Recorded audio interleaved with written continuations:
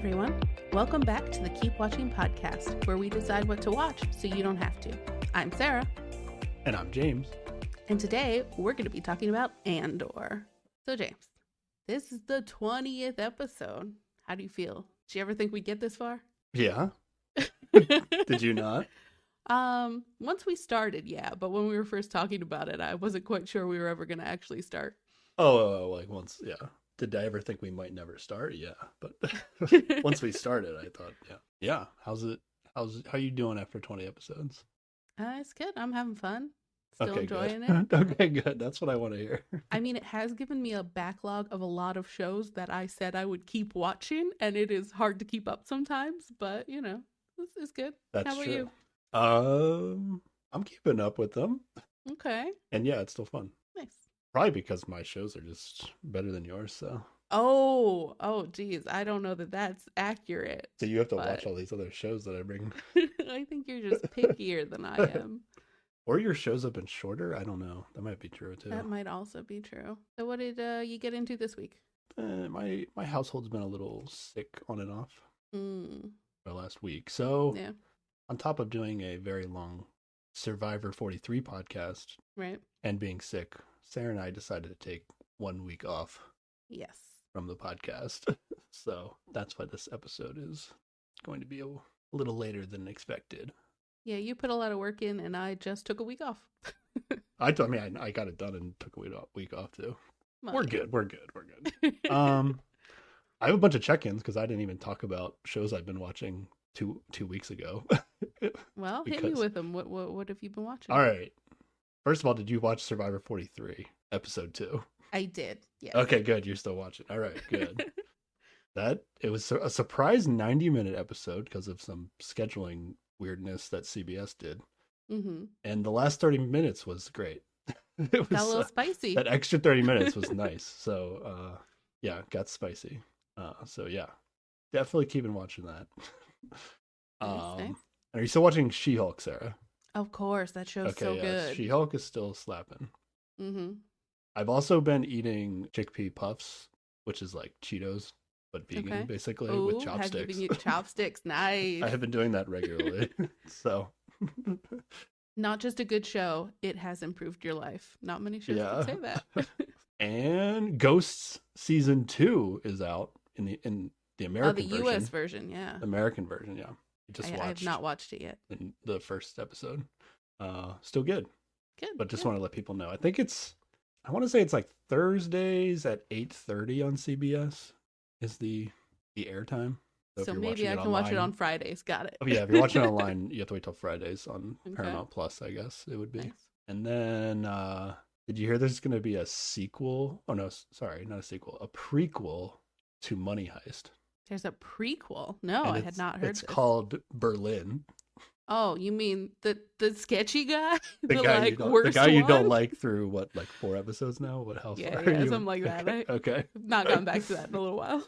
Yeah, so it's like Berlin, but then a whole new crew, I think. You know, if there was anyone in that crew that I wanted to follow around for a prequel event, don't know that I'd pick him, but okay. I don't know when that's coming out. That's something I just saw in the last couple of days, but I'm keeping an eye out for that.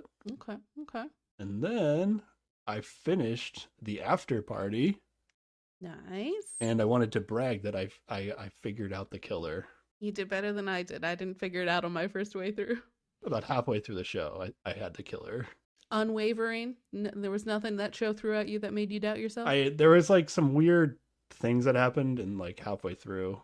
In episode 4, it's 8 episodes. I think in episode 4 I saw something, and then paying extra close attention to that person the rest of the time just built on the suspicion, and then I was very much committed to the person that ended up being the killer. So that made me feel good. Nice. So the show held up for you because it made you feel smart? Yeah, it was good. The reveal was much more complicated than how I got the right answer too. So it wasn't obvious what the show was going for, but I just through context clues figured it out. But you know what does not make me feel good, Sarah? What does not make you feel good? I need to complain about Apple TV Plus a little bit more. Oh, okay. So here's what I did. I went through a whole thing on Apple TV Plus in the Mm-hmm. After Party podcast. Yep. You did But not like it. here's an updated sequence of events that I've had to go through with my Apple TV Plus experience. Okay. So I did the whole thing where like I logged in with my phone so I could use PayPal. Mm-hmm. But I'm watching it on like a desktop in a browser, Okay. in Chrome specifically. Mm-hmm. And for a while, like every time I clicked on something, it's like, hey, we need your credit card information if you want to watch the show. Oh, And I was like, dang. no, you don't. No, you don't. And then eventually, like sometimes it'll let me through. When I went back to watch the after party, it was just not, it did not want me to watch the after party at all. Really? And I almost was just like, fuck this. Like, fuck Apple TV Plus. I'm not watching your show. But then I caved and I was like, fine, I'll put in my credit card information. I unsubscribed first and then I put in my credit card information, even though I was already paying with PayPal. Mm-hmm. And then, but then when I put my credit card information in, it like the form to fill out the credit card was like duplicated. So you had to fill it out twice in order to like submit Jeez. it. This is a very janky experience. I am Apple TV Plus surprised. is straight garbage if you're not using Apple products to watch it. Yeah, it's nice and smooth on the Apple TV. Yeah. Yeah. And then I feel like this was working and now it's stopped working. Oh. Now when you watch shows in Chrome at least, like there's no volume slider. And I'm like watching on my desktop computer with like headphones on. Mm-hmm. So it just like blasts in my ears and then I have to go Oh, into like the no. Windows settings to freaking like lower the volume. It's so stupid. Jeez. So, Apple, fix your business. Jeez. Yeah, unsubscribe from Apple TV Plus. Okay. Apple TV Plus is my nemesis, I think. Is this your super villain origin story? I'm forever going to be bitter towards Apple TV Plus. It sucks that Ted Lasso is on Apple TV Plus. Ted Lasso's a good show. There's going to be another season of the After Party. I don't know. We'll see. Yep. There's We'll going to see be if another it's- season. Let's see if it's worth even checking out. That have to watch it on Apple TV Plus. I don't know. I just don't know, Sarah. Oof. I'm going to completely forget about this and suggest a different Apple TV Plus show That's later fine. at some It's point fine. and force you to go through this nonsense again. I'm sorry. I'm still paying with PayPal, but they have my credit card information. So the site works now, other than the volume thing. Mm-hmm. But yeah, Jeez. it's all right. I hate you, Apple TV Plus. I'm not joining your cult to watch your shows. Aw. Go away. Be better. Be better, Apple TV Plus. All right, I'm done. Okay. I'm ready to move on. I feel bad for you. It was so smooth and easy for me. It's not actually that bad. It's just like I was like really trying to avoid putting my credit card information in, and it refused, which was annoying. What have you been watching anything, Sarah? I have. I watched a movie on Netflix that came out recently called Do Revenge. Have you seen? Has Netflix foisted this at you at all? Nope, looking it up now. It is a high school movie. So, that's your wheelhouse. You like things that take place in high school, right? It's basically modern day Strangers on a Train. Strangers on a Train was a Hitchcock movie where two strangers on a train both wanted somebody dead and then they did each other's murder, except this is in high school and they're just doing revenge on each other's people they want to do revenge on. Oh, okay.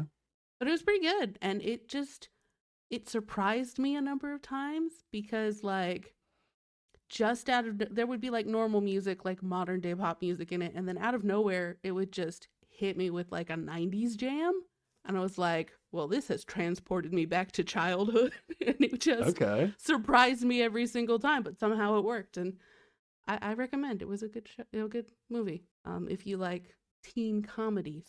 I'm watching the trailer with no volume right now, and it looks super dramatic, but it's listed as a comedy, so I think it's supposed to be funny. Yeah. Okay.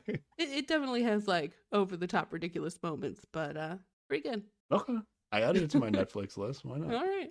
And on a completely different note, there is a new show on YouTube called Ghost Files. It is by the guys who used to do BuzzFeed Unsolved Supernatural, where they'd go ghost hunting. Well, they left BuzzFeed and made their own YouTube channel, and now this is them remaking that show, but slightly differently. And That's been what I've been watching to get in the spooky mood because it's still spooky season, getting spookier. It was real good. So if you like ghost hunting with people who don't necessarily believe in ghosts, it's pretty good. Oh, that's what it is. Like these guys don't even believe in ghosts, but they're doing Well, it anyway. one of them super believes in ghosts, and the other one absolutely does not. So it is a Okay. fun dynamic, and it is a good time. So they just like make the guy that doesn't believe like go into the dark and Well, they check out the both noises and they both go how in does this work? together, and they go through the whole building or whatever. They're usually hot spots that whoever owns the building or people who have visited there before have said like, "Ooh, there's a lot of spooky activity here," and so they hit up those places. They have a bunch of weird ghost hunting gear, like a weird spirit box that like emits little radio things that ghosts are supposed to be able to talk through. They used to do the flashlight thing. If you've ever seen another ghost hunting thing where they're like, "Ooh, turn on this flashlight if you mean yes or no or whatever," you know, all Okay. your typical ghost hunting nonsense. Didn't know that one. Okay. Um, and then at the end, the guy who doesn't believe walks through the whole place and hides a walkie talkie somewhere. And he has to spend like 20 minutes at least in the place. And then he comes back and he has a grand old time because he's just like yelling, "Hey, demons, come possess me. I don't care, whatever." And he's fine. And then they send the one that believes in, and he's scared shitless the entire time. And he has to go find the walkie talkie before his timer starts. And then he has to spend another 20 minutes out there ghost hunting solo. And then he comes back. And yeah. And they do that every episode. Every episode. Well, Okay. there's only 2 of this new show so far, Oh, but okay. it's real ridiculous. Good. It's a fun time. So that's my spooky season recommendation for the week. Ghost Files on YouTube. One of the episodes is Alcatraz. Yes, that's the most recent one. Gotcha. Okay. Don't know if I'll be checking this out. Although, I don't know. It's a little bit of a twist on the normal like show, so maybe it's actually, I don't know. We'll see. Who knows? I don't know if it's your jam or not, but I'm never really in a mood to be frightened or weirded out or whatever the goal of watching these things is. But I don't know. Maybe. Yeah. I do, like I've said before, don't believe in ghosts, but low-key maybe think my house might be haunted.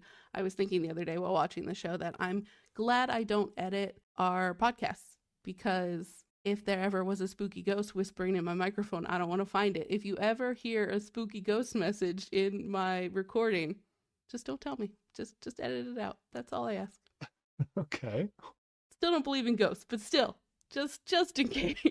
But anyway, are you ready to get into some Star Wars talk again? Yeah. It's going to be some different Star Wars talk. Yes, this is definitely some different Star Wars talk. So, Andor just came out on Disney Plus, and the first week out, they dropped 3 episodes. This is about the main guy from Rogue One. Is it the main guy? I need I feel like I need a refresher, honestly, of what happened in Rogue One. Because the girl is the main character. Yeah, she's the main character, but she joins like a little crew of like rebel-y people, and the guy who's leading that crew is the guy this show is about. And but is he this a pilot is before that, or is he? I know he's like a thief. At least yeah, that's he's what's like in all a the thief, descriptions. and he's like the captain of the crew. But I think specifically in Rogue One, for a long portion of it, they are trying to rescue their pilot. But it's Star Wars, so like lots of people can fly ships. Gotcha. Okay. And this is 5 years before Rogue One, is what I looked up. Yes. Okay. I feel like with Rogue One, like I don't remember like any of the characters except for the like the battle droid that was like yeah, there was a fun the robot. assassin droid, or what was he? No, it was no the not the Mandalorian fun is the robot? assassin droid. It is the fun droid. It's the fun droid, but I forget what kind of droid he was.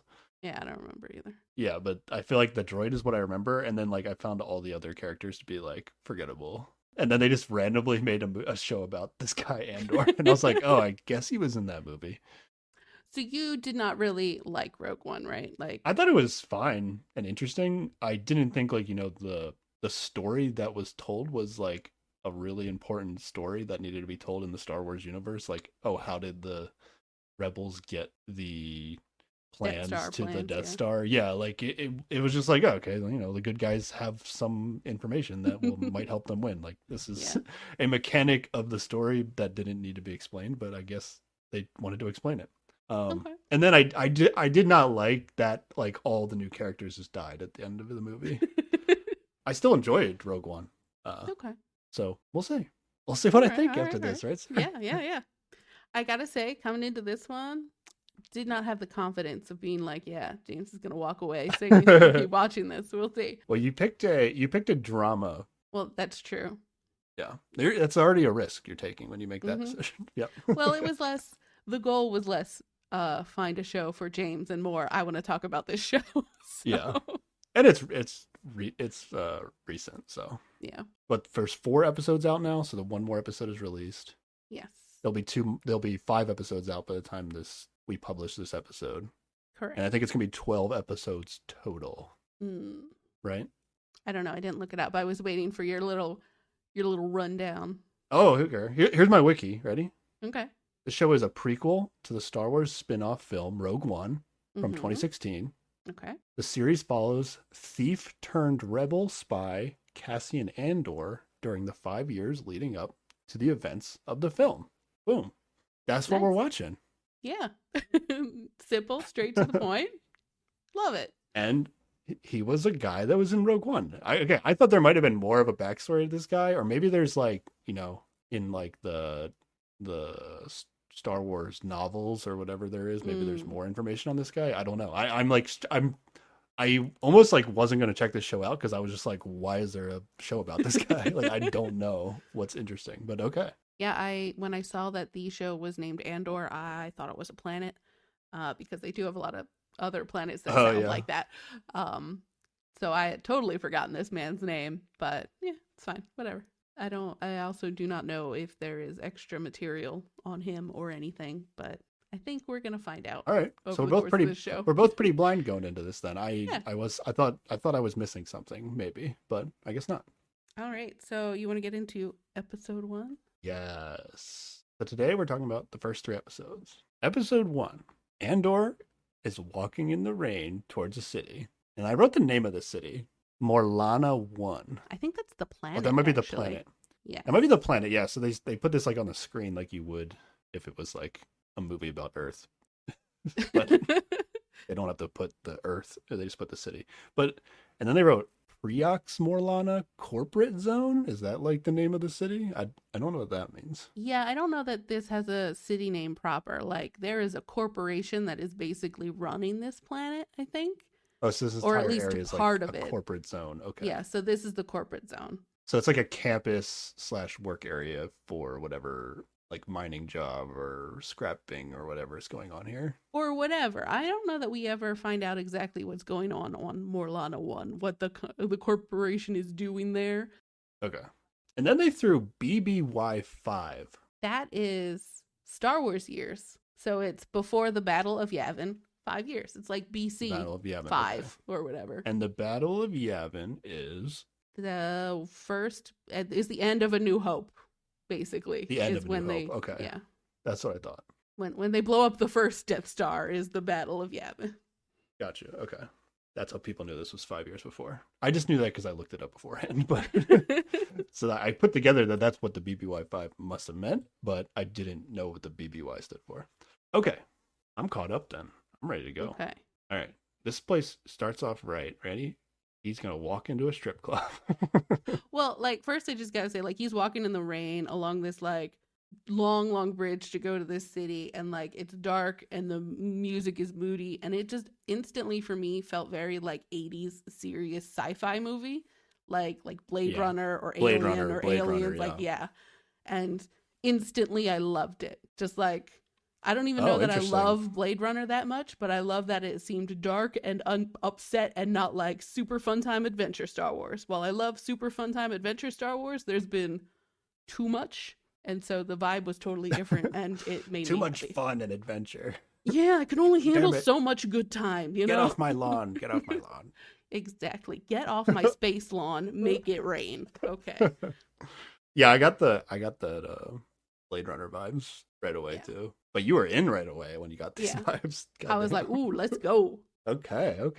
But yeah, you're right. He instantly enters a strip club because, yeah, I mean, that's very Blade Runner too. Like, that feels right. Yeah. Ooh, and there, I also have to say, this does a thing that I like in other sci-fi things also, where like, I don't know, there's something about sci-fi movie club music that I like a lot. Like in Tron, they have like, when they go into a club somewhere, like the music is just good. In the Mass Effect games, there are bars and clubs, and the music is just good. Similarly, it's good. It's not that cantina band style jazz music. Yeah. It's just, some good electronic music. So again, the vibe The was strip good clubs for me. have the good music, is what you're saying. The sci-fi strip clubs have the good music, is what I'm saying. Yeah. So I gathered that, Andor is looking for a specific girl, and that's why he's here. He's not actually here to for pleasure. Partake of the establishment. He's like inquiring about a girl. Yes, specifically a Kunari girl, which is not a Star Wars thing I had heard of before. And we don't know that, right? He says, so there's a woman that comes out and is like asking what he's in the mood for, and he says he heard that a girl from Kunari was working there. Oh, he does say Kunari. Okay. Yeah.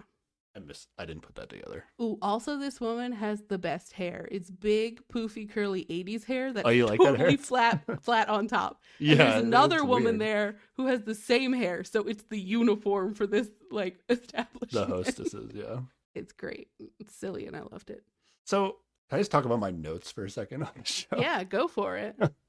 So, I feel like the show makes some weird decisions that either Mhm. I'm not paying close enough attention and I missed like the one time they mentioned everybody's name, or they just like blatantly did not choose to name any of the characters. Yeah. I think I picked up on a couple of them. So I have just quick descriptors for characters in the show. Yep. And then I just know that this guy's named Andor. But Yep. he goes by Cassian. I think He's everybody calls him Cassian Cassian. Andor. Yeah. Yeah. I refer to him as Andor in my notes all the time. But it's fair. yeah, so like the main characters that I think I have there's Andor, Mm-hmm. and then there's gonna be a girl, and then there's gonna be the girl's boyfriend, and then there's gonna be an old guy. Oh yeah, I don't know the old guy's name. Oh, I do know the old guy's name because it was in the subtitles, but it took a while. Like at first they weren't putting his name in the subtitles, and then eventually they did, but I didn't actually hear them say it. Yeah, I don't think they ever say the old guy's name. The girl is Bix, and I remember that because that's a cool name that I am stealing for D&D.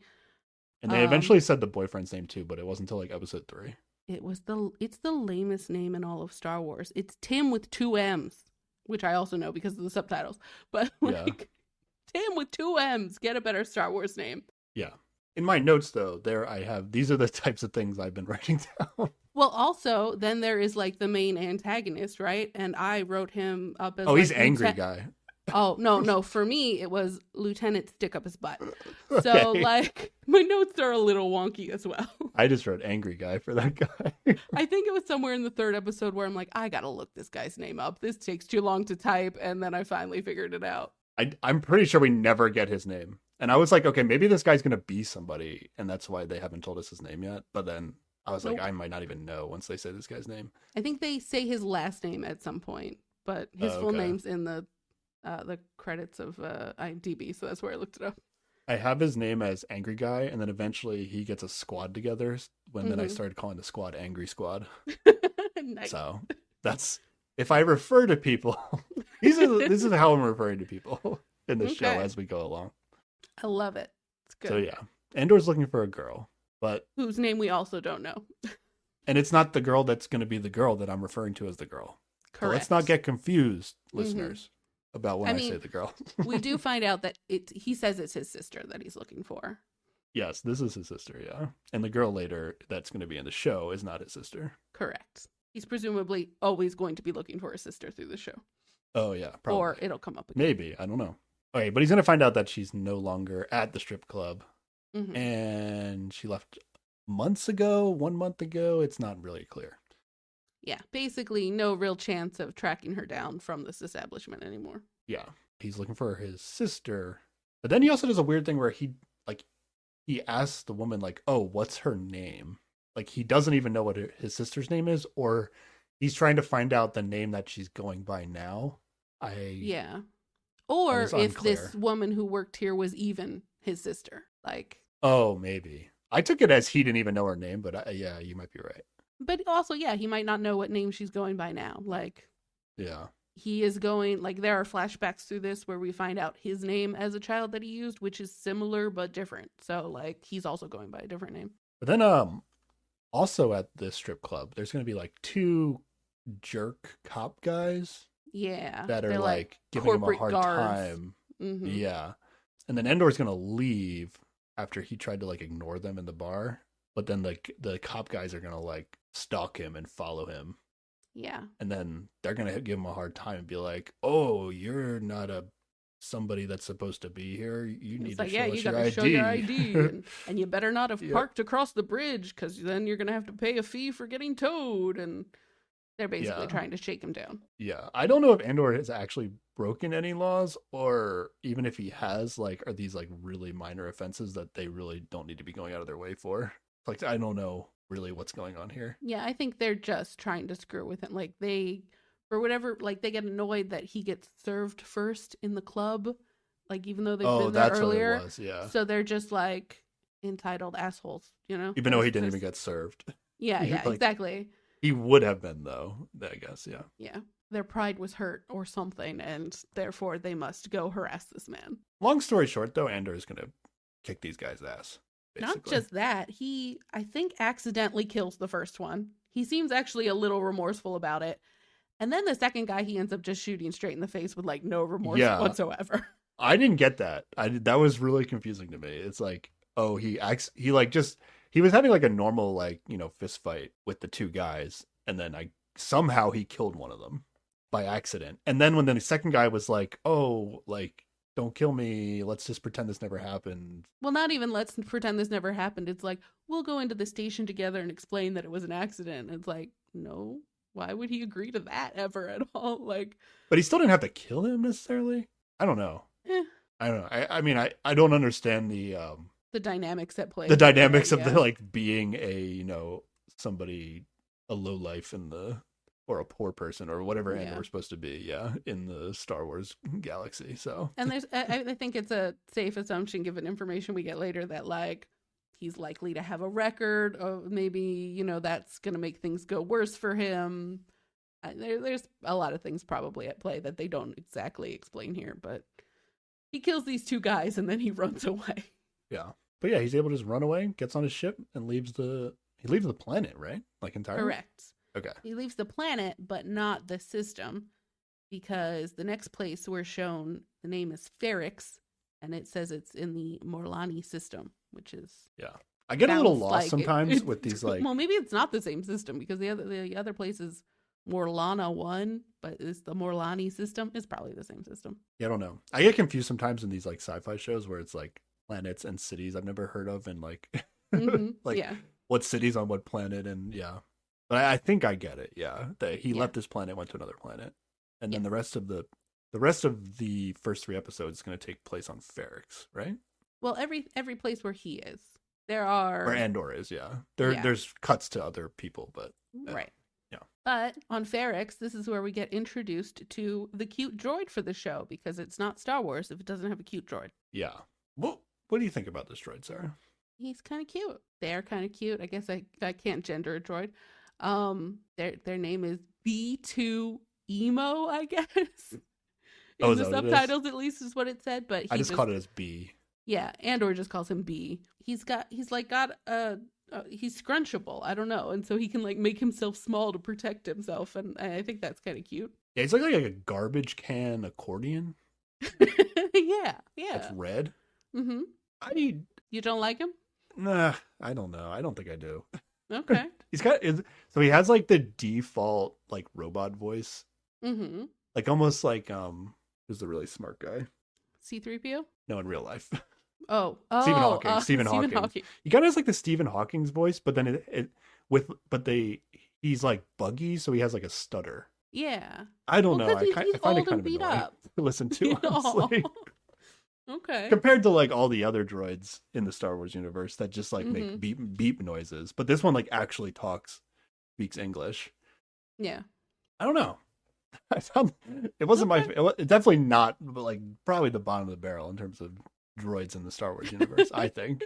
Well, maybe we'll have to do a, hot take ranking of all the droids that matter at some Oh, I'm point. down. But I think for now, I What's think who's your he's number cute. one? I think I know what my Oh, number one is. I threw this out without even thinking about it. I don't know. Okay. I mean, like R2's up there, but that's so basic. I like, A lot of them are really similar. yeah. So it's just like your personal preference, but I love a sassy droid. So the droid in the Solo movie was good, okay, that's a good one. but also that whole storyline went in weird, awkward places. And I do like the droid in Rogue One. Yeah, I forget he's good why, too. but I just remember liking that one. Yeah. I like Chopper. Chopper Ooh, in Chopper's good. Rebels, Mm-hmm. right? Chopper's Yeah, good. yeah, yeah. BB-8's good. R2's good. BB-8 is good. The assassin droid in Mandalorian was really good, I think. I don't remember how funny Mm. it was, but Yeah, that was a good one. he was I good. like that one. He got like turned into a nanny. That was funny. Yeah, that was a good Um, dynamic. Yeah, so like all these droids we just said are all better than this droid in this show, right? Yes or no? I mean, he's better than C-3PO, Um, which none of us mentioned as like favorite droid, but like I think I he's don't got know. I think he's character and worse I than like him. C-3PO. C-3PO's got character.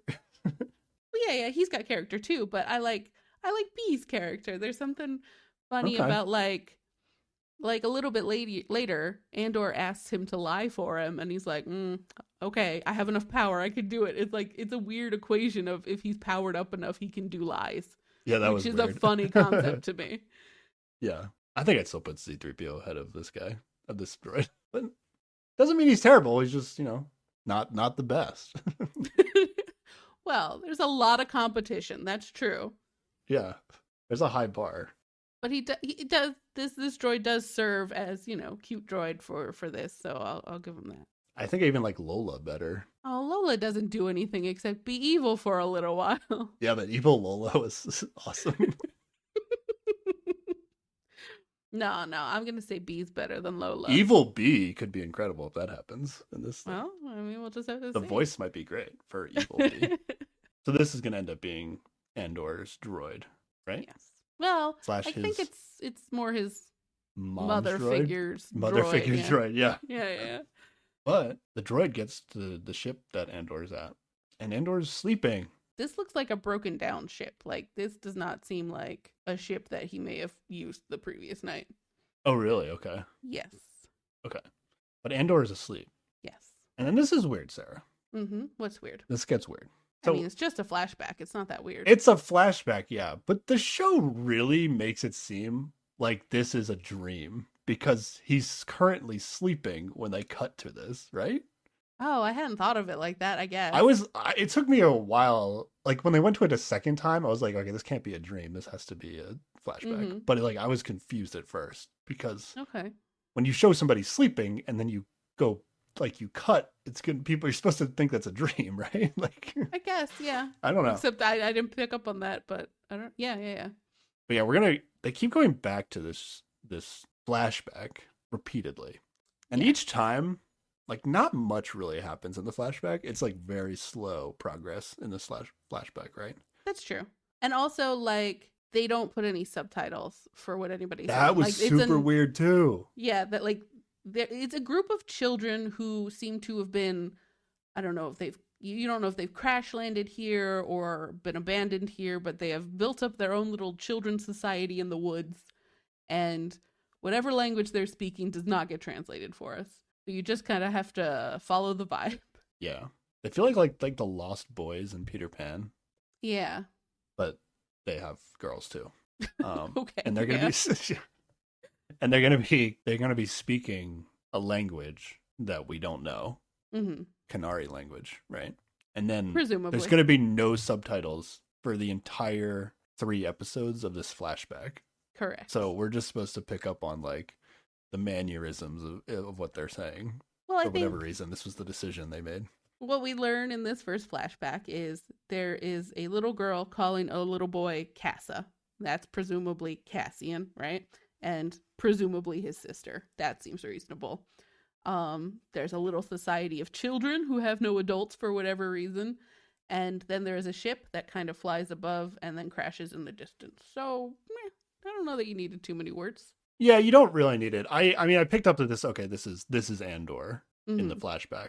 I actually, until you just talked about it, like, I didn't really pick up that, oh, this is probably his sister. Oh, okay. For some reason, I just didn't put that together. I almost actually forgot that he was looking for his sister after, like, the first scene, because it doesn't really come up again in the first 3 episodes. Right. But yeah, you're right. It is probably his sister. Is it?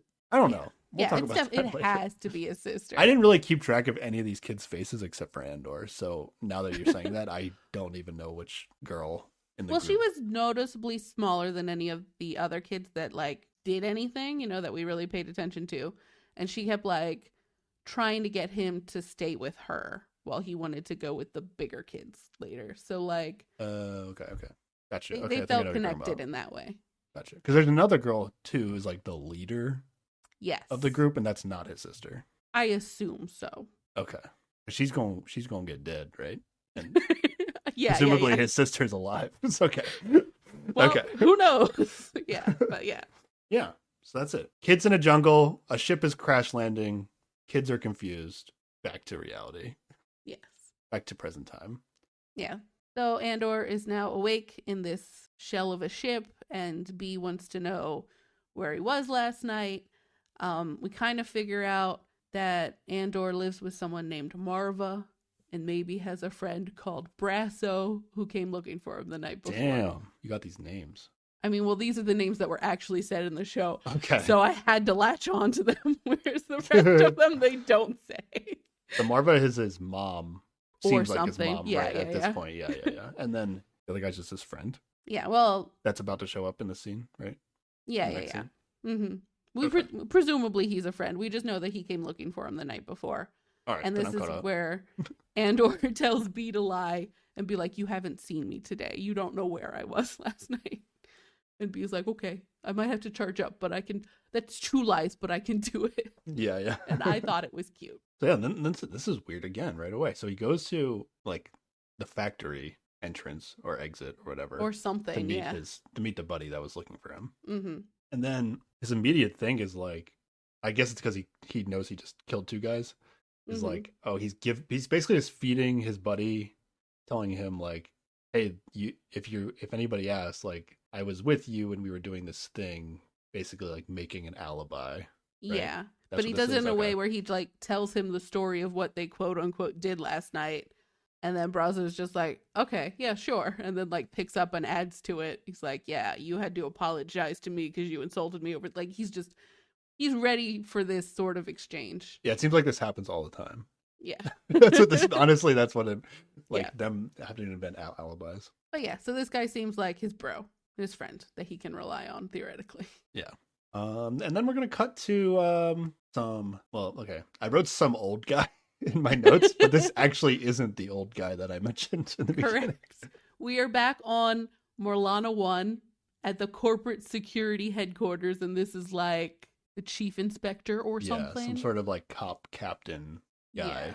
Yeah. And he's looking at the case file of the 2 dead cops. Mm-hmm. Which was brought to him by Stick Up His Ass Guy. Or Angry Guy, as you call him. Yeah, Angry Guy.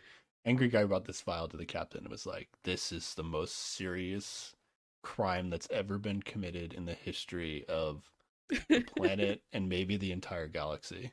Yep. And then, but the captain guy is weird. So this is the only scene we get out of him, right? Mm-hmm. And he's like, he basically guesses exactly what happened, right? Does, yeah.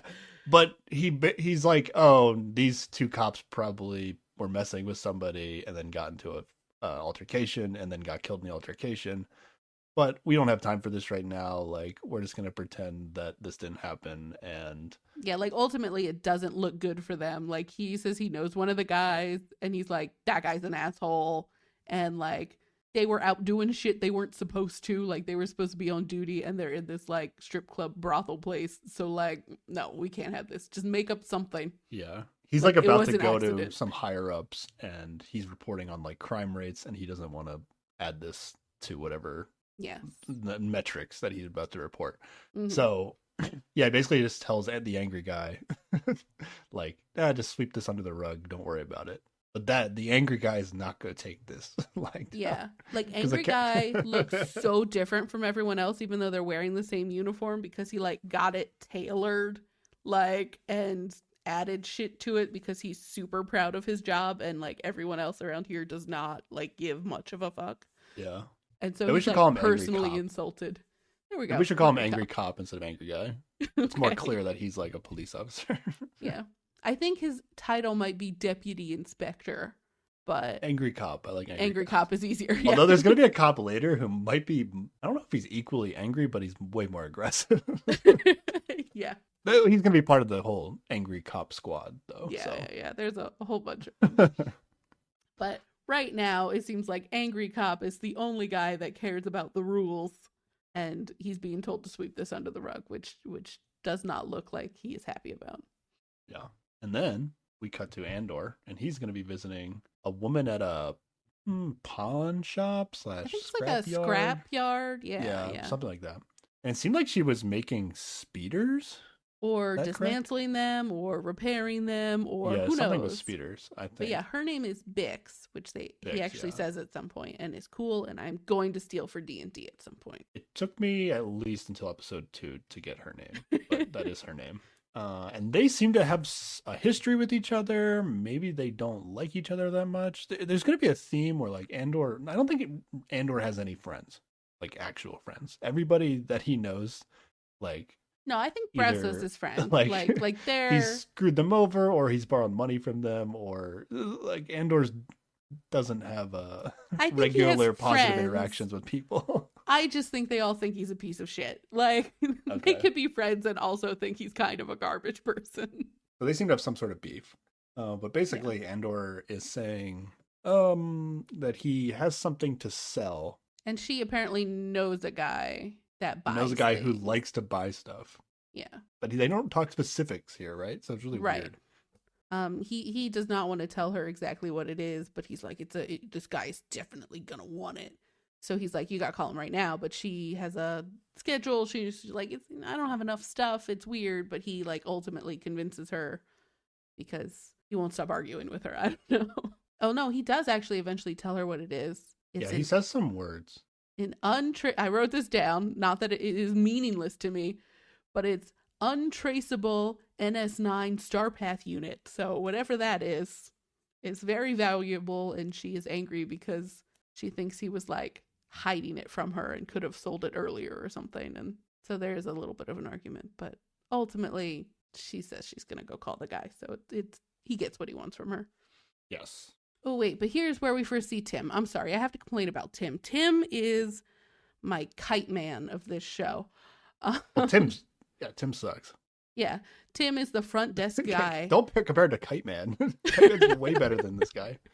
Kite Man Okay. never did what this guy is doing. That's what are you true. talking about? Kite there's Man no is comparison a to stand-up Kite guy Man. compared to this guy, but I just was annoyed every time I saw Tim. Again, worst Star Wars name, Tim with 2 M's, whatever. But he's the front desk guy, and he and Bix are banging, apparently, and he just is... But she doesn't seem to tell him about her side hustle, so he's always suspicious. And he definitely doesn't like Andor, and we'll see more of him later. But, oof, Tim, what a loser. Okay. Yeah, it was super weird because, like, Tim also knows Andor, but I don't know. I guess there's some sort of history that we're just supposed to accept. But he's... I think, like, Tim's real concerned that maybe Andor and Bix used to date or something. Or that at seems least possible. Tim Yeah. thinks they used to and is super paranoid about it. Yeah. Basically, Tim's whole storyline through these 3 episodes is he's just going to stalk Bix Yes. because he thinks she's cheating on him. Yep. Right? That's pretty much this it. guy's whole existence. This is his entire In the- arc. in Yep. this- yeah. Okay, back to the kids in the woods. Yeah. Go back to the woods. This is where I finally wrote down, oh, wait, they're speaking a different language and it's not getting translated. Okay. Weird decision. But Yeah. And they're putting on, like, tribal paint, like tribal war paint. Yeah, it's like the bigger kids are like gathered around, passing around supplies, painting stuff all over their face like they're getting ready to go somewhere. And they seem a little bit older than Casa, but he's like maybe just old enough. So he's like trying to weasel his way into the older kid group to also go wherever they're about to go. Yeah. And he successfully does it because the leader girl like allows it. So like there's a little like it seems like maybe he's got a thing for her or whatever. But yeah, that's it. Yeah. The war paint is on. Mm-hmm. Cut back to cut back to real time. Back to Angry Cop. And the angry guy, dude, the angry cop, I just wrote, he is so serious. All the time. Basically, he's going to be like, well, my captain just told me to sweep this under the rug. Nope, not going to do that. Gonna go full in the opposite full direction. investigation and grab as many resources as possible from the police department and this scene is basically him standing behind a guy yelling enhance. I mean, not exactly, but that's the modern cop TV show equivalent is him just being like, come on, enhance this. I need to find out. Yeah. They're like tracking traffic on, you know how Star Wars has those screens that are just little dots going everywhere and like somehow that's supposed to tell you something.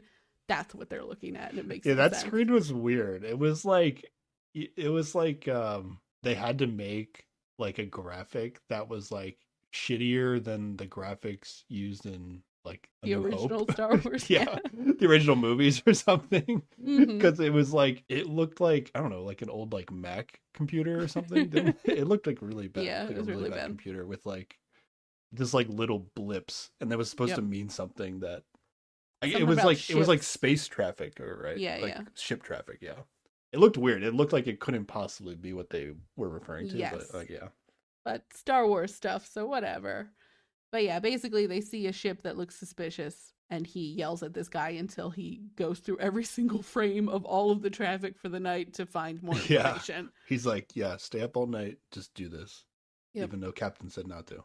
Then Andor's going to be walking around, and he's going to run into a guy who wants some money from Andor, because this is just clearly ripped him off. All Andor, every interaction with anybody is just like super sketchy. Yeah, he is the sketchy guy. It's true. I don't think we even see these two characters again. They may have had names. I did not write them down.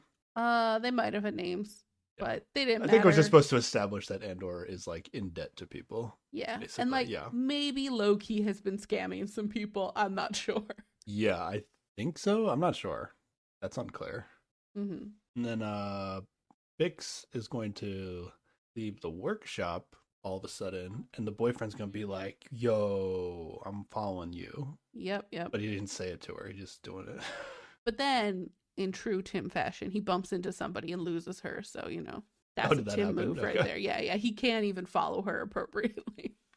Yeah. But she's just like going somewhere. She's like looking for a part, I thought, but then she was like I guess she was just sending a signal to the buyer. That's basically she goes to somebody else's junk shop or part shop or whatever, and they have a secret code, I guess, that is she asks for a particular part and then climbs in a tower and contacts the guy. And then the angry guy, we go back to the angry guy. He's like, we have got to put a bulletin notification throughout the entire system, or because they're still back on that other planet. Yeah, right? Well, I think they must have, the guy in the previous scene must have found something about the traffic, like followed the ship back to Ferrix, because they do specifically, like they put this bulletin out that they are looking for a Kunari male for questioning to Ferrix specifically. And like all the minions he's telling to do this are like, are you sure you want to do that? Like, we don't really, like, we have jurisdiction there, but like not really a presence. And like, do you know what it's like on Ferrix? Like, people are weird there. And he's just like, the fuck, do it. This is, like he gets real upset about it. He's just like, it's ridiculous. I guess I don't know. It's like the show tried to establish that he's like kind of crossing some sort of legal line to go get what he wants here. I didn't really understand what they were trying to establish. I think he is following like the letter of the law, but like he doesn't have experience with Ferrix specifically. Like he's not listening to people who know about the vibe there, which is like, and he's going overboard from what like an experienced person would do, I think, because he's taking it so seriously.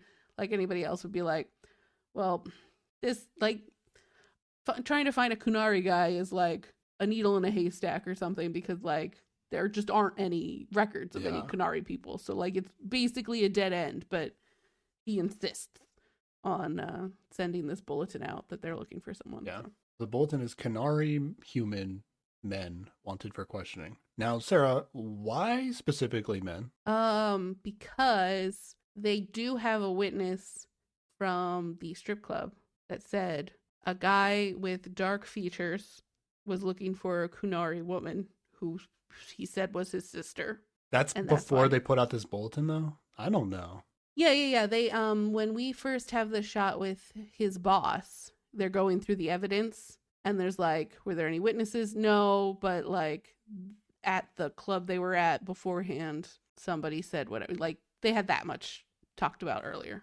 Oh, okay. So the woman at the strip club was like, "Oh yeah, those cops were giving this guy a hard time, and he was from Canary." Okay, I missed that. Okay, I thought it was just straight up like, women couldn't have killed this guy. That's literally what I thought was going on here. For once, maybe not overt sexism. Maybe. Okay, so yeah, Bolton is now out, and then we got to Andor, and he's swapping out chip logs on a ship that's his. Sarah? Not his. What's going on here? It's not his. Okay, so I'm pretty sure this is a shipyard who he knows the guy who works here but doesn't own it. It seems like he convinced this guy to let him borrow this ship the previous night. And so he's like now paranoid and changing out the ID things so that way they can't trace it back to here. And then he says he wants to borrow it again, but this guy is like, no, I'm done with you because nobody who is his friend or contact nobody really likes him. So is he planning on taking this ship, or is this ship used later? I don't really follow all the different ships. Okay, he said he wanted to borrow it again, but this guy wouldn't let him. So like he planned on it, but so did him changing the chip logs on this ship do anything? if they came and like, because okay, so say the traffic controller person or whatever like managed to get the ID off of the ship, right? If they come and then start looking for that ship based on the ID, they won't find a ship that matches the ID. So then they can't necessarily tie it to that specific shipyard on this planet or whatever. But is this even the ship that he came to Ferrix on? Yes, this is the ship he used okay. to jump over to Morlana 1 and back. Oh, okay. It is not the ship that we see him sleeping in earlier, because that one I'm pretty sure doesn't work. And it's just kind of like in a dump on the outskirts of town. Okay, interesting. I thought it was all the same ship, but I'm getting confused. Okay. Yeah, I wrote down Andor has no friends based on the interaction with this guy. And then we go back to the jungle, and the kids are leaving the village with their war paint. And their little like weapons that are blow sticks or something. Yeah, like blow darts, or do they have arrows? I don't know. Think they have arrows. I think they just all have these blow dart weapons. Gotcha, okay. Basically like Ewok level weapons. Yeah. Not a modern technology for Star Wars times. And presumably they're going to go to the crash landing of that ship. Yep.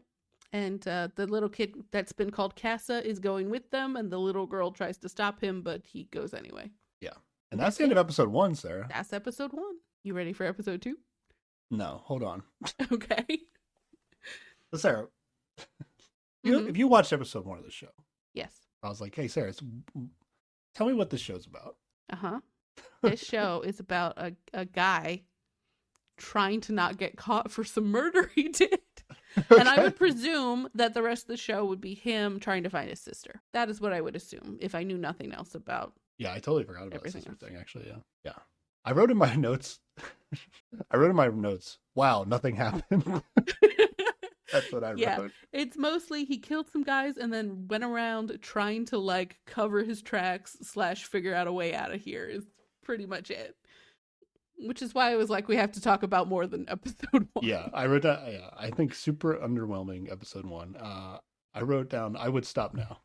if this was all we were going to watch, I said I would stop watching the show. That's fair. Or if I just happened to decide to watch the show, I don't think I would have continued after this episode 1. I think that is why they dropped 3 episodes at once. Okay. But probably a smart move. From the very first moment, I was in, so I would have watched more. That's interesting. Okay. Yeah. All you This just need this is the show is my vibe. vibe. Yeah, You exactly. just need the Like vibe with no content, and it's fine. I mean, there's content. There's some mystery going. Like, who knows what's gonna happen to these kids? You're invested in this kid's flashback. I feel like nothing's happening.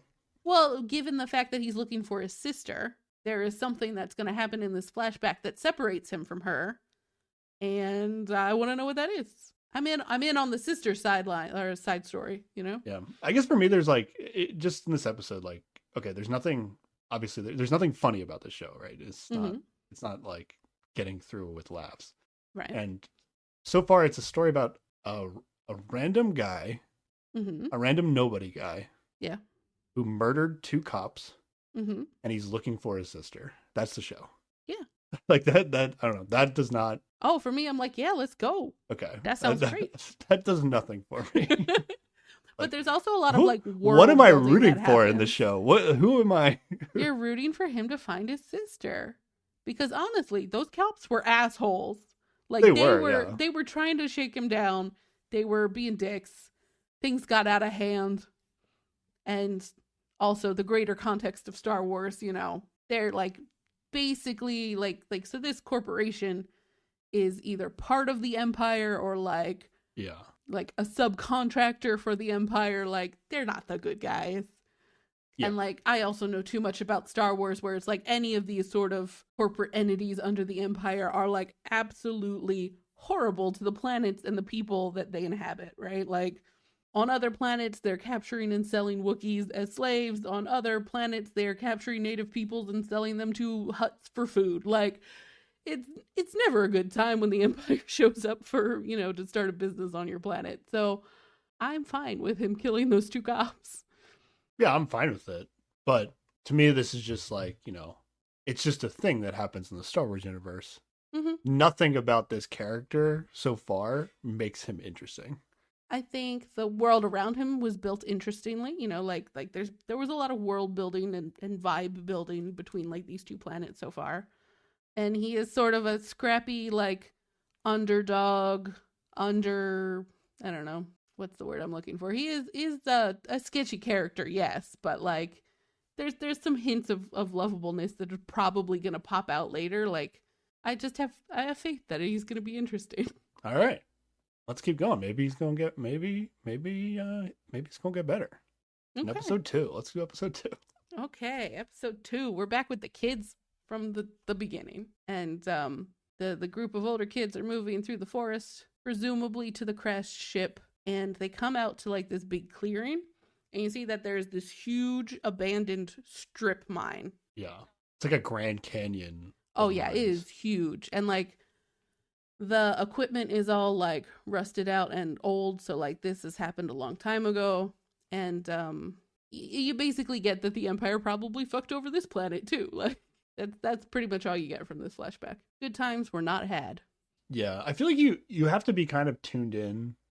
Like I also made that conclusion, but you really have to be tuned in to kind of like the dynamics of the Star Wars universe to really pick all that up. Yeah, I benefit from a lot of time on Wikipedia, so this might not work for everybody else, you know? Like I get that. I think I'm enough of a Star Wars fan to be able to follow this, but like I don't think you could just sit down and watch this and understand what's going on if you are not tuned into the Star Wars universe. Okay. It might explain some things over time. It might be asking you to just rely on a little faith until it gets to a fully explained situation, but maybe, yeah.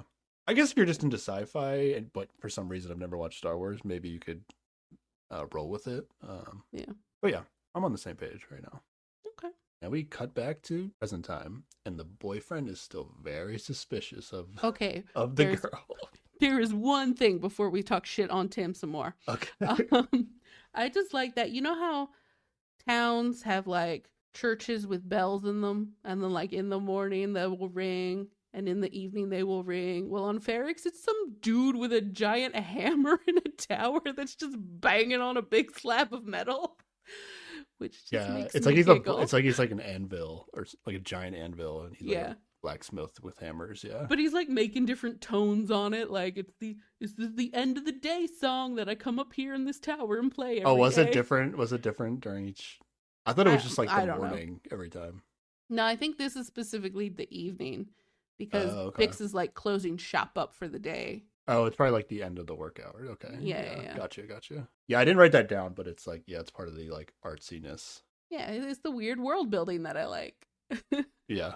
But the boyfriend, Tim, Yeah, we can talk shit on Tim some more. is still very suspicious. Yeah, Bix basically sees the bulletin on her computer and like instantly knows that it's Andor, right?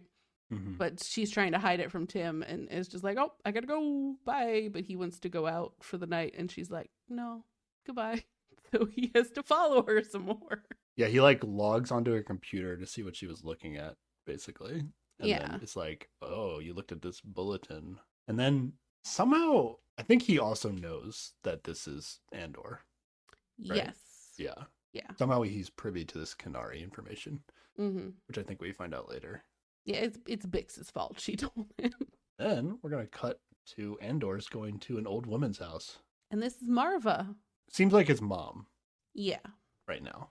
But he does call her Marva or refer to her as okay. Marva when he's talking to B or something. Yeah. The droid is here. The droid is at this house now, Yes, too. yes. And Marva knows about the bulletin. So Yes. she's very upset. Like, very upset. Yeah. She's like, "Who have you told you are from Canary? Because on every single document I put in about you, I said you were born on Fest." So apparently this is a big deal. Still not sure why, but he's just like, "Yeah, I told people, whatever." Yeah. I don't know who. This is where I found out the girl's name is Bix, because they Mm. bring her up in this conversation. Yeah, because B is like also an answering machine or something. Because he's just like, "Bix is trying to call you.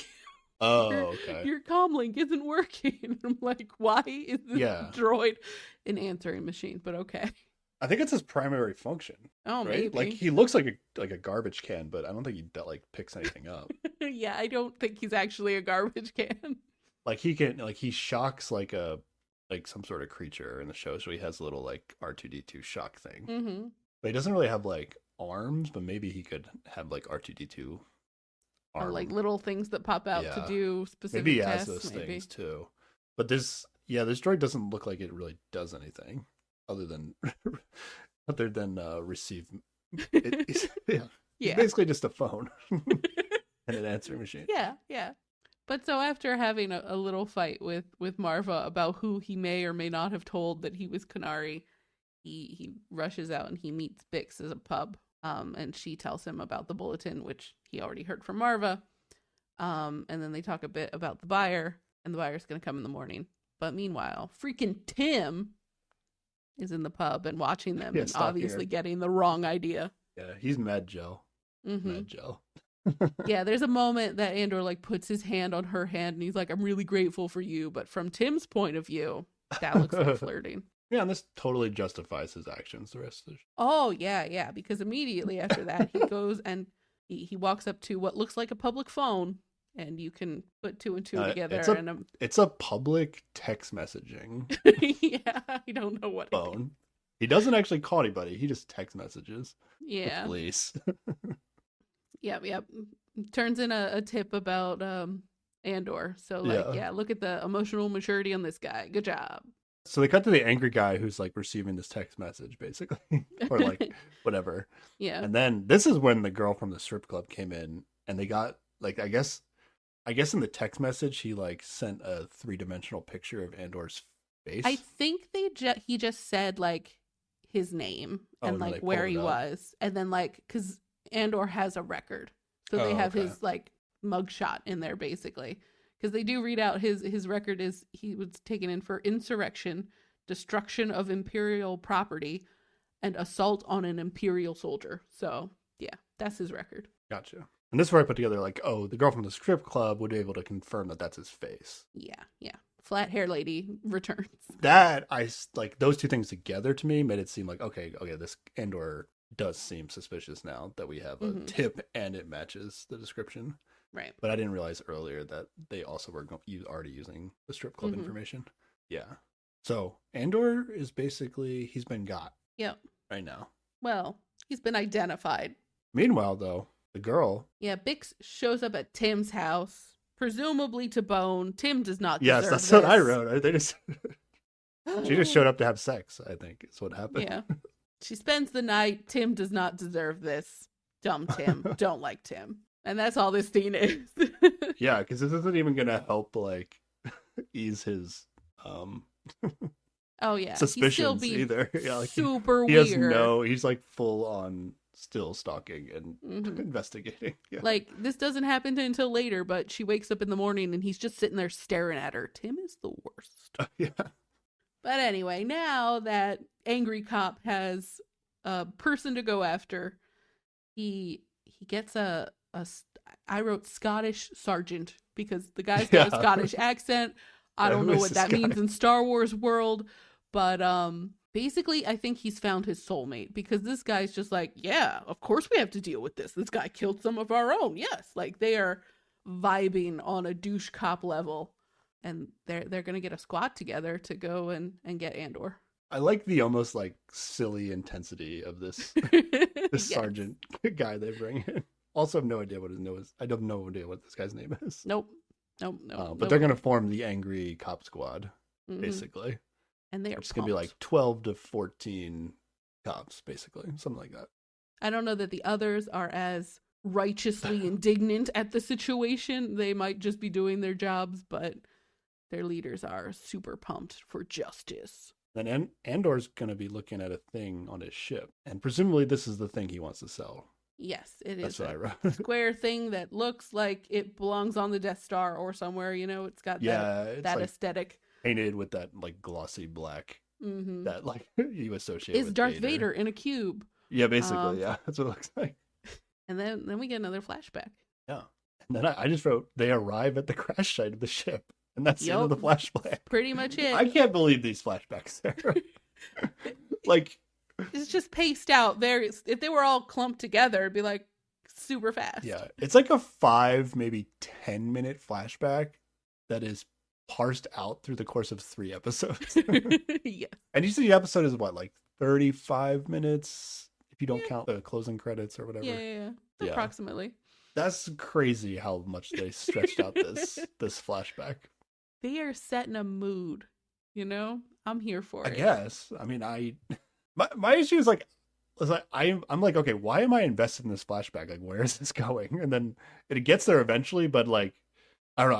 I like when I'm taking notes for a podcast, like I'm like, okay, do I even need to take notes on this flashback? Yeah. Like, what's happening here? Like, It's because you forgot about the sister angle. The sister angle is what made me care about the flashbacks. but his sister isn't even going to the ship, right? That's right. So she's no longer in this flashback anymore. Right. But by this point, there had been enough flashback with the sister in it that I'm like, okay, this is why I need to care about this. Okay. But yeah, they just get to the crash. Yep. And then we cut back to present time, and here's the actual old guy. Yeah. Do not know his name. All right, this character is actually cool. Ooh, what makes this character cool? Tell me. everything. Nothing that happens so far, but Okay, tell me when I'll we get to you there, when I we get guess. there. But yeah, we get to a character that seems like he might be worth being in a TV show right about Okay. now. You mean as opposed to everyone else we've met so far? Yes, exactly. This guy might have a backstory that's interesting. Oh, I was gonna say clearly the flashbacks indicate that other people have backstory, but okay, that's interesting as a different qualifier. So fair. Yeah, so some old guy is going to land on a ship on a planet, which I think is Ferrix, Yes, right? but he's specifically landing like in a crater a little bit far away from like the shuttle that takes you into town. So like, Yeah. he's sketchy too. And he has a pretty sweet walking stick. Mm-hmm. It almost looks like it's a lightsaber, but it's like if you had one of those like fancy real life lightsabers where like you can't actually like you need to have like the Oh the yeah, light, the light tube. yeah, it's not small. Spin It's it got to light be the up. whole size you can. Yeah, like Yeah, it has yeah. like a lightsaber handle, but then it has like a rod coming out of it that he's just using it as a walking stick. It's not actually a lightsaber, but it just But yeah, kinda it's looks got like it that. looks like that. And then we get to see his face. And then I wrote in my notes, I feel like I'm supposed to know who this guy is, but maybe I've just seen commercials for Andor and I recognize the actor. Well, the actor is also like a fancy actor, man. Yeah, he's recognizable. I don't know who What he is is. his name? Skarzard is his last name. The oldest Skarzard. There's the father Skarzard, who is this guy, and then there is 2 to 3 hot sons of mild hotness or varying Okay. degrees of hotness that are also actors. People know who this man is, but I forget his first name. Okay. But am I actually not supposed to know who this guy is in the Star Wars I do cinema? not think he is a Okay. character that we have met elsewhere. I Okay. thought that he was in Rogue One, but then I looked it up and he's not. So Oh, he's not in Rogue One. I was thinking yeah. he probably is in Rogue One, but I guess not. Okay. All right. Yeah. All right. Well, then I'm flying blind here too. Okay. Here we go. Yeah. Then we cut back. Girl's sleeping in the bed. And we know Boyfriend's it's morning staring her down. because we hear the hammer sounds again. Sorry, but that guy ringing in the morning is funny to me. But yeah, you're right. Tim is just sitting there staring at her while she's sleeping. It is unsettling. Don't like Tim. But basically, she says she can't open the scrapyard. She wants him to open the scrapyard for her this morning because she has errands to run again, which is always her excuse when she has sketchy shit to do. So I mean, it makes sense that he's suspicious of her, but also, then you just talk to people. You don't stalk them. But this is Tim, so whatever. Yeah. It was just another scene establishing she's gonna do some stuff and he's gonna follow her. Yeah, pretty much. Is what's happening. Mm-hmm. And then we get Andor and the droid on the ship that's not the ship that works. Yes, Is what you're telling me? Okay. The broken ship he had previously been sleeping in. Okay. And this is where I wrote down, like, I think this droid's just annoying. I don't know why. I just like the way it talks. You don't like the cute little stutter? Okay. And like the default robot voice. I don't know. Okay. It's all right. But Andor is installing a comlink in B or on B. It is, I don't know how he can't just radio him anyway. Maybe he is not an advanced model. Yeah, it seems like he was like attaching a phone to a droid that is a phone. Yeah, right? Yeah, a little bit, yeah. That's what he seemed to be doing. Pretty much. And his explanation is that he is going to go get some money and he will want to hide it for Marva, but he doesn't know where that's going to be, so he's going to have to call B later to tell him where he hides the money for Marva. Yeah, does he like owe Marva money or he just wants to help her? This man owes everyone money. I just assume like he's so far into debt that he's so desperate to just do like crazy shit. That's what it seems like. Like the big driving factor right now for him selling the thing is to get off world because he just murdered some dudes and needs to lie low somewhere else for a while. But the thing he's selling is presumably going to be worth so much money that he can also leave some money for his mom figure and maybe pay off some debts in the meanwhile. All right, back to the jungle.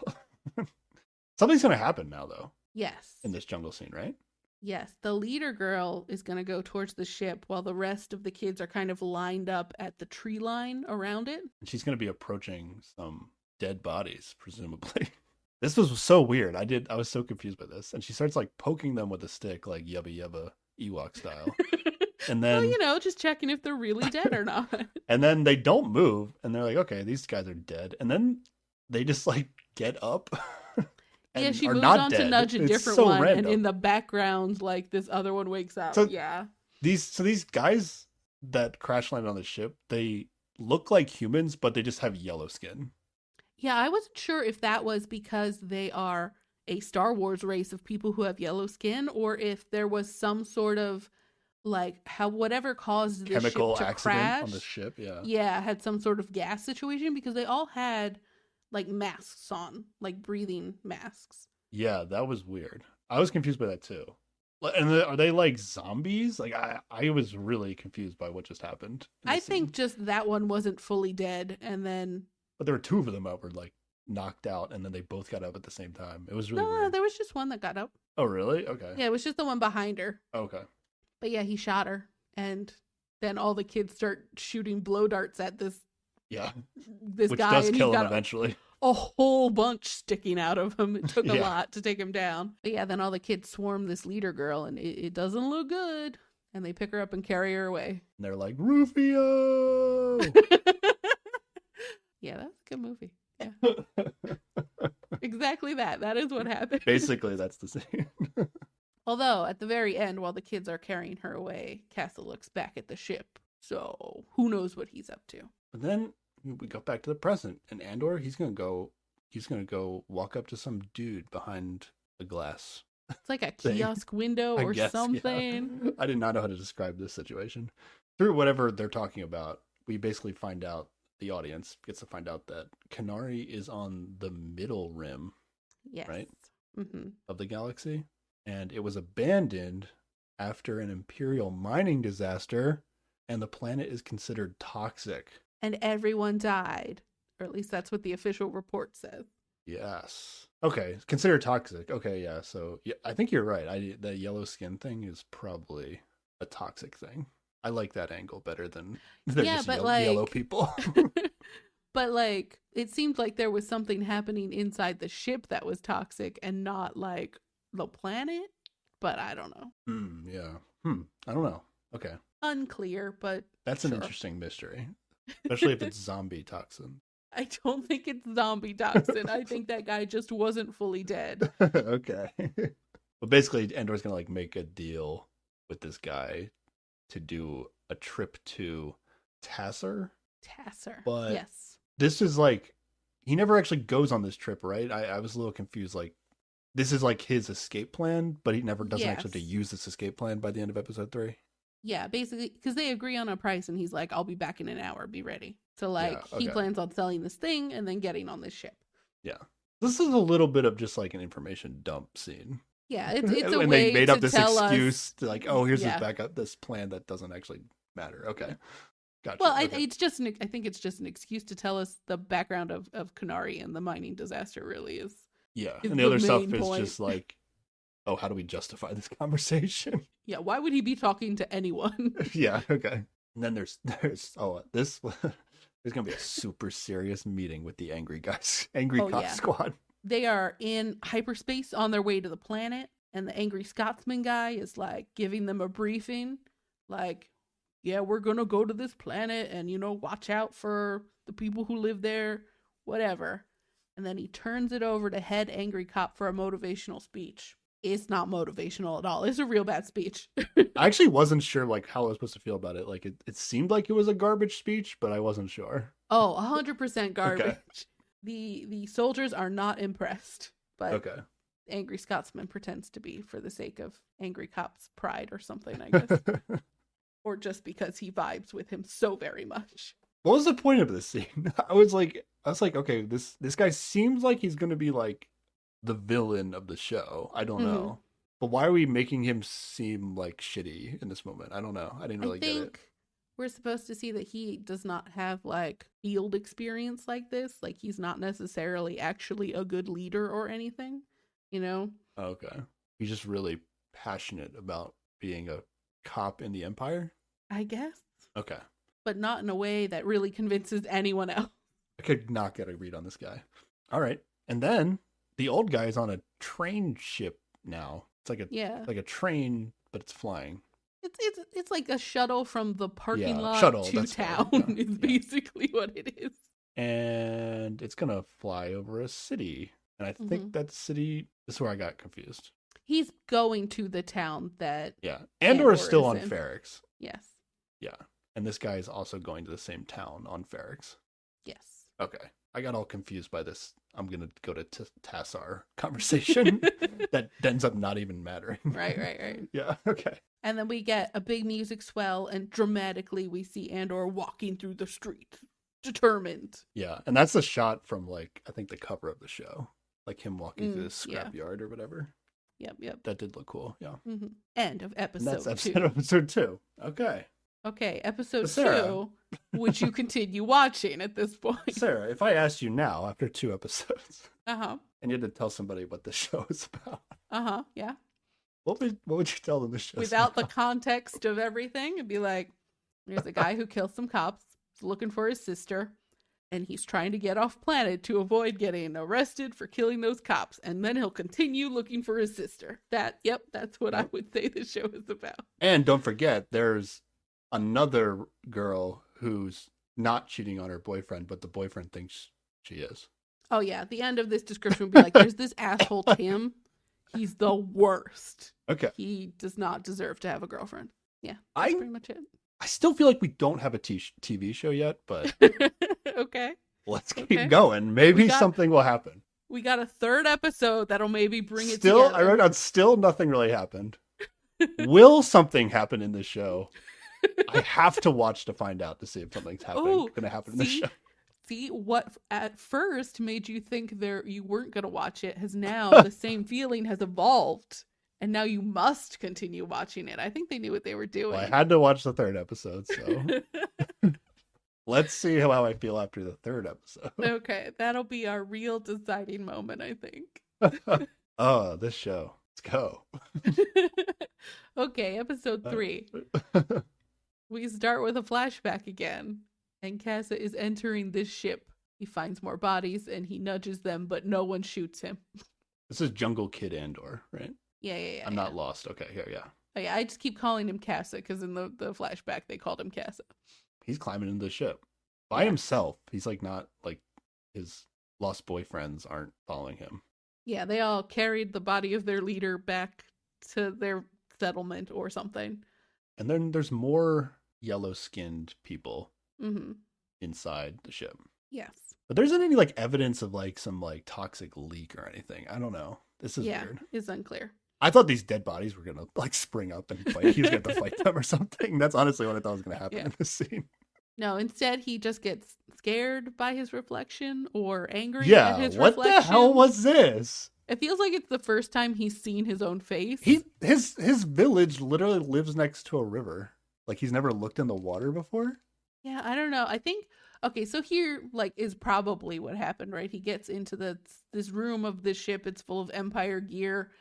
It reminds him of the gear that was there that caused the big mining accident that killed everyone else, maybe, and he's angry about that. That's the closest I can get to it. Oh, maybe. so you think the mining accident happened before this flashback? Yes. Okay. Because otherwise, why are there no adults?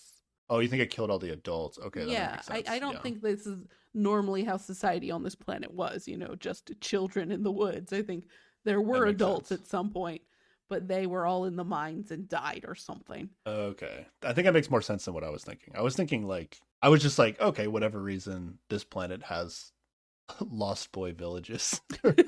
And then there's going to be an accident that supposedly kills all of them, but somehow he survives and his sister, for whatever reason, he thinks she survives. But I think what you're saying makes more sense. Like it killed all the adults at some point, and then only very few children survived, and they had to make they were forced to make this like Lost Boys tribe or whatever they're making. Yeah. So he's basically freaking out because he saw his face just smashing all over the place. Yeah. And then the old guy is going to arrive at the town and get off the shuttle, and he's meeting up with Bix. And then I was actually like, in this moment, I was like, oh, he's the buyer. I was like, who is this guy? Like the whole time. I was like, why is this a new character here? And what is he? You said you never got the name of the old guy? I did not get in the subtitles, they say his name is Lucen. Oh, yeah. But that felt too much like cheating because literally nobody says this guy's name. Yeah. But she tells him that things are complicated now, because of the bulletin and whatever, but he does not give a fuck. He's like, he doesn't care. This guy, this guy's got some swag, Sarah. Yeah. That's fair. Oh, things are going bad? Whatever. Let's Unbothered. move forward. Yep. I like this guy so far. And yeah, so basically she tells him where to go find Andor, and then they part ways. Yep. And the angry guy squad is flying into the planet. Oh no. They're probably coming right to this town. I feel like there's only one town on every Star Wars planet. Am I right about that? That is accurate. Okay. You're not. That's totally correct. The moment you have enough people to add another town, you have to send those people off to another planet to start fresh. Like that's how the too much resources work in the Star Wars. Yep. But yeah, I think they have like 3 different landing parties. Like they're landing on different sides of this town because there's not all like 14 of them in this little shuttle that arrives. Yeah. And then they pulled kind of a sneaky move here because like I don't think they've been doing like a noise. Like most TV shows will have like a flashback transition noise, so you know it's going to be a flashback. But then they just cut to Andor's mom. I guess it's what did you say her name was? Marva. And she's like now like on a ship somewhere, and she's like in the middle of like scavenging with her scavenging partner. Well, the transitional moment was that B, the little phone droid, was going through town, and then you kind of see it cuts to B on the ground, but he's no longer as scuffed up. It's like a newer model on this ship, and then it like shows Marva. So Oh, like that's okay. supposed to be the flashback indicator. You're supposed to be able to tell that it's not the same time. Okay. Yeah. I was a little lost, but you quickly figure it out because basically they're gonna hear a noise like a banging going on, Like on a the little ship. kid absolutely losing his shit. Yes, yeah. So basically, yeah, they're like, that sounds sketchy. Maybe we shouldn't check it out." But Marva's like, "No, it could be anything. Let's go." And there is a moment where Marva's friend like talks Marva, one of them talks about how it's not toxic in there. So Oh, that's what really? Okay. adds me to think that like Yeah, you're right. something Yeah, you're toxic totally happened right. on this ship and that's why everybody died. But it has since aired out since it crashed, I Because guess. they had gas masks too. Yes. Like they had gas masks on until they got on the ship, and then they took them off. Mm-hmm. You're right. Yeah, yeah. So they basically go check it out, and it's little jungle kid Andor smashing stuff. He's basically throwing a tantrum like Kylo Ren, basically, but he doesn't have a lightsaber. And like also, he's like 10 instead of a full grown ass adult. Yes, yes, yes. Very similar. Yeah, he's just smashing everything in the room for whatever reason. Yeah. And they don't understand him. He doesn't understand them. But either B or Marva's friend says that there is a Republic frigate approaching, so they better leave quick. And you just want to wrap up. Just want to wrap up this flashback. I think we're almost done. Yeah, with that, it does go back and forth a lot for the rest, but basically, she doesn't want to leave this kid because she figures that the Republic ship is going to come and like kill him and all of the kids for killing that other guy.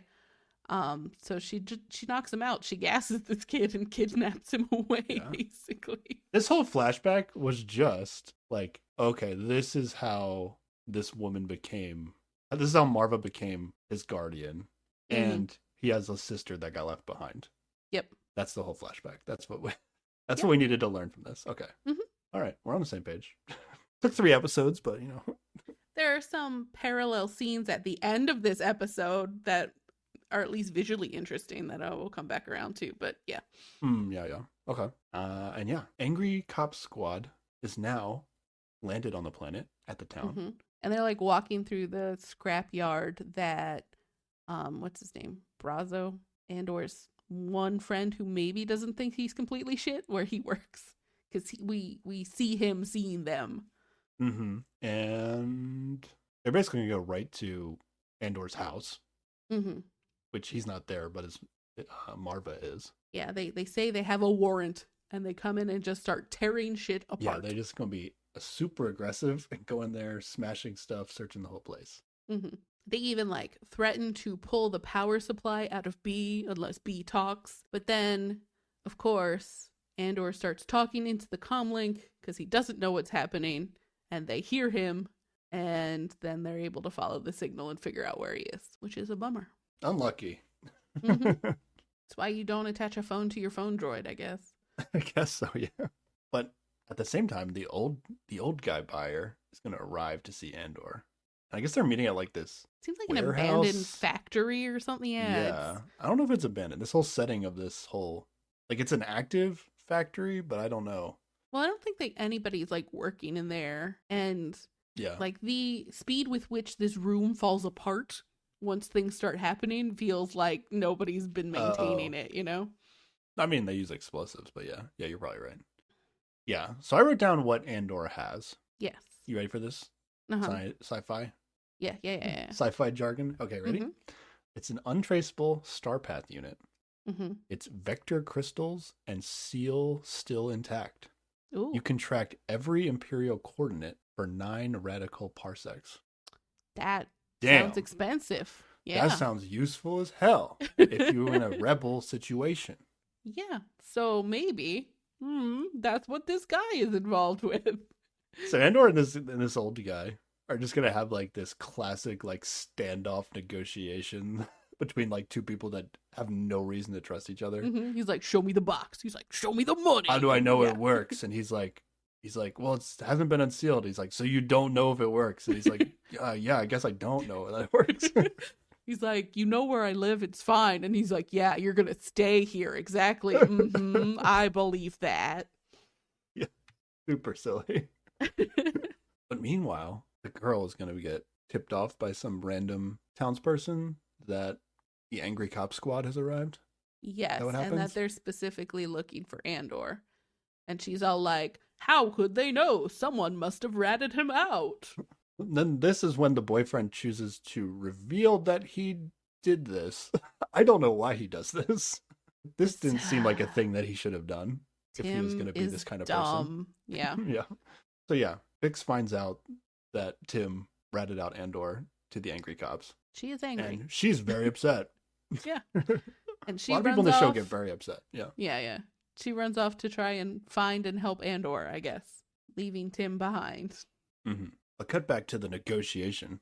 The old guy really wants to know how Andor got the box, but Andor's Yes. like, I know it, Sarah. I really want to know how Andor got the box because I feel like so far in the show, Uh-huh. Andor is a nobody. Maybe that's what made it easy to get the box. Usually, shows that are about somebody Uh-huh. are about somebody that has some set of skills that may be valuable to somebody.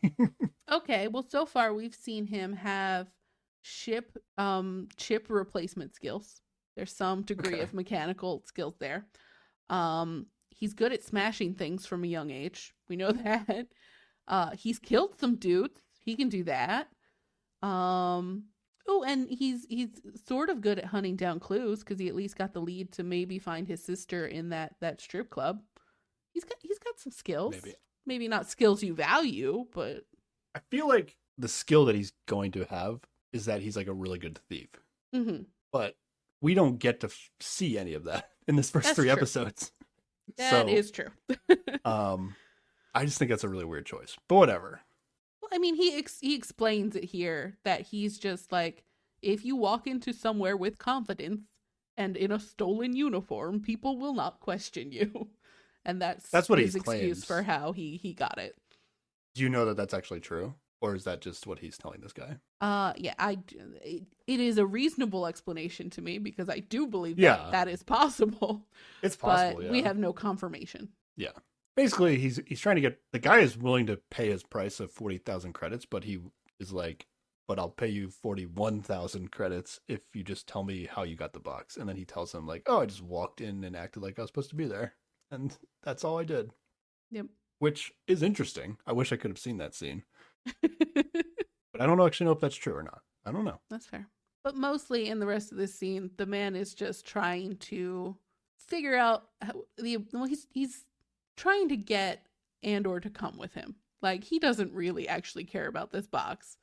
He knows about Andor for some reason. Maybe Bix told him things, but he's like looked him up because he does reference the fact that his dad was like hung in the town square by the Empire. And so like he knows too much about Andor and enough to like actually believe he has the skills that he needs him to have for whatever his plan is following this. Yeah. And this is weird to me because I feel like nothing we've seen from Andor indicates that he'd be more valuable than this box. Yeah. It's like, and all I know about this box is that it can track every Imperial coordinate for 9 radical parsecs. I don't even know what that means, but it sounds more valuable than whatever Andor is bringing to the table. Yeah, that's true. So this old guy's some sort of like rebel recruiter, I guess? Or Sure, presumably sounds like he it. has a higher up position, but maybe not. I don't know. Yeah, as of now, it's still unclear. But what we do know is that he does not like the Empire. He wants to stick it to the man and thinks that Andor can help him. Mm-hmm. And then the angry squad of cops is going to arrive at the location. Oh, but meanwhile, like in the streets, like we keep getting shots of like civil unrest is starting. Like nobody likes the fact that there were all these angry cops that like barged into Marva's house, and now like everybody's banging out this 3-beat pattern on all these little metal hanging things they have outside. So it seems like they have something in place for when a ruckus is about to start, where they all just do this thing where they bang on these metal things and make a lot of noise. Yeah, there's some sort of like camaraderie amongst all the workers on this planet. Mm-hmm. And there's like, they're not rebels, but they're just like working to warn each other that like the Empire is here and doing something. I'm not Yeah, really like this, sure. I think, is what in that earlier scene when like Angry Cop was bossing people around and telling them to send this bulletin out, when they were like, people on Ferrix are different. Like, I think this is what they're talking about. Like, they're gonna stand up for each other and not take shit as easily. Gotcha. Okay. But then Bix is like running through the streets, basically. I guess she's looking for Andor, right? Yes.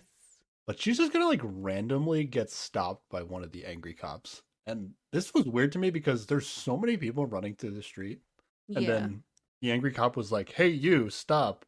Like, you look suspicious because you're running away from us. I'm gonna arrest you."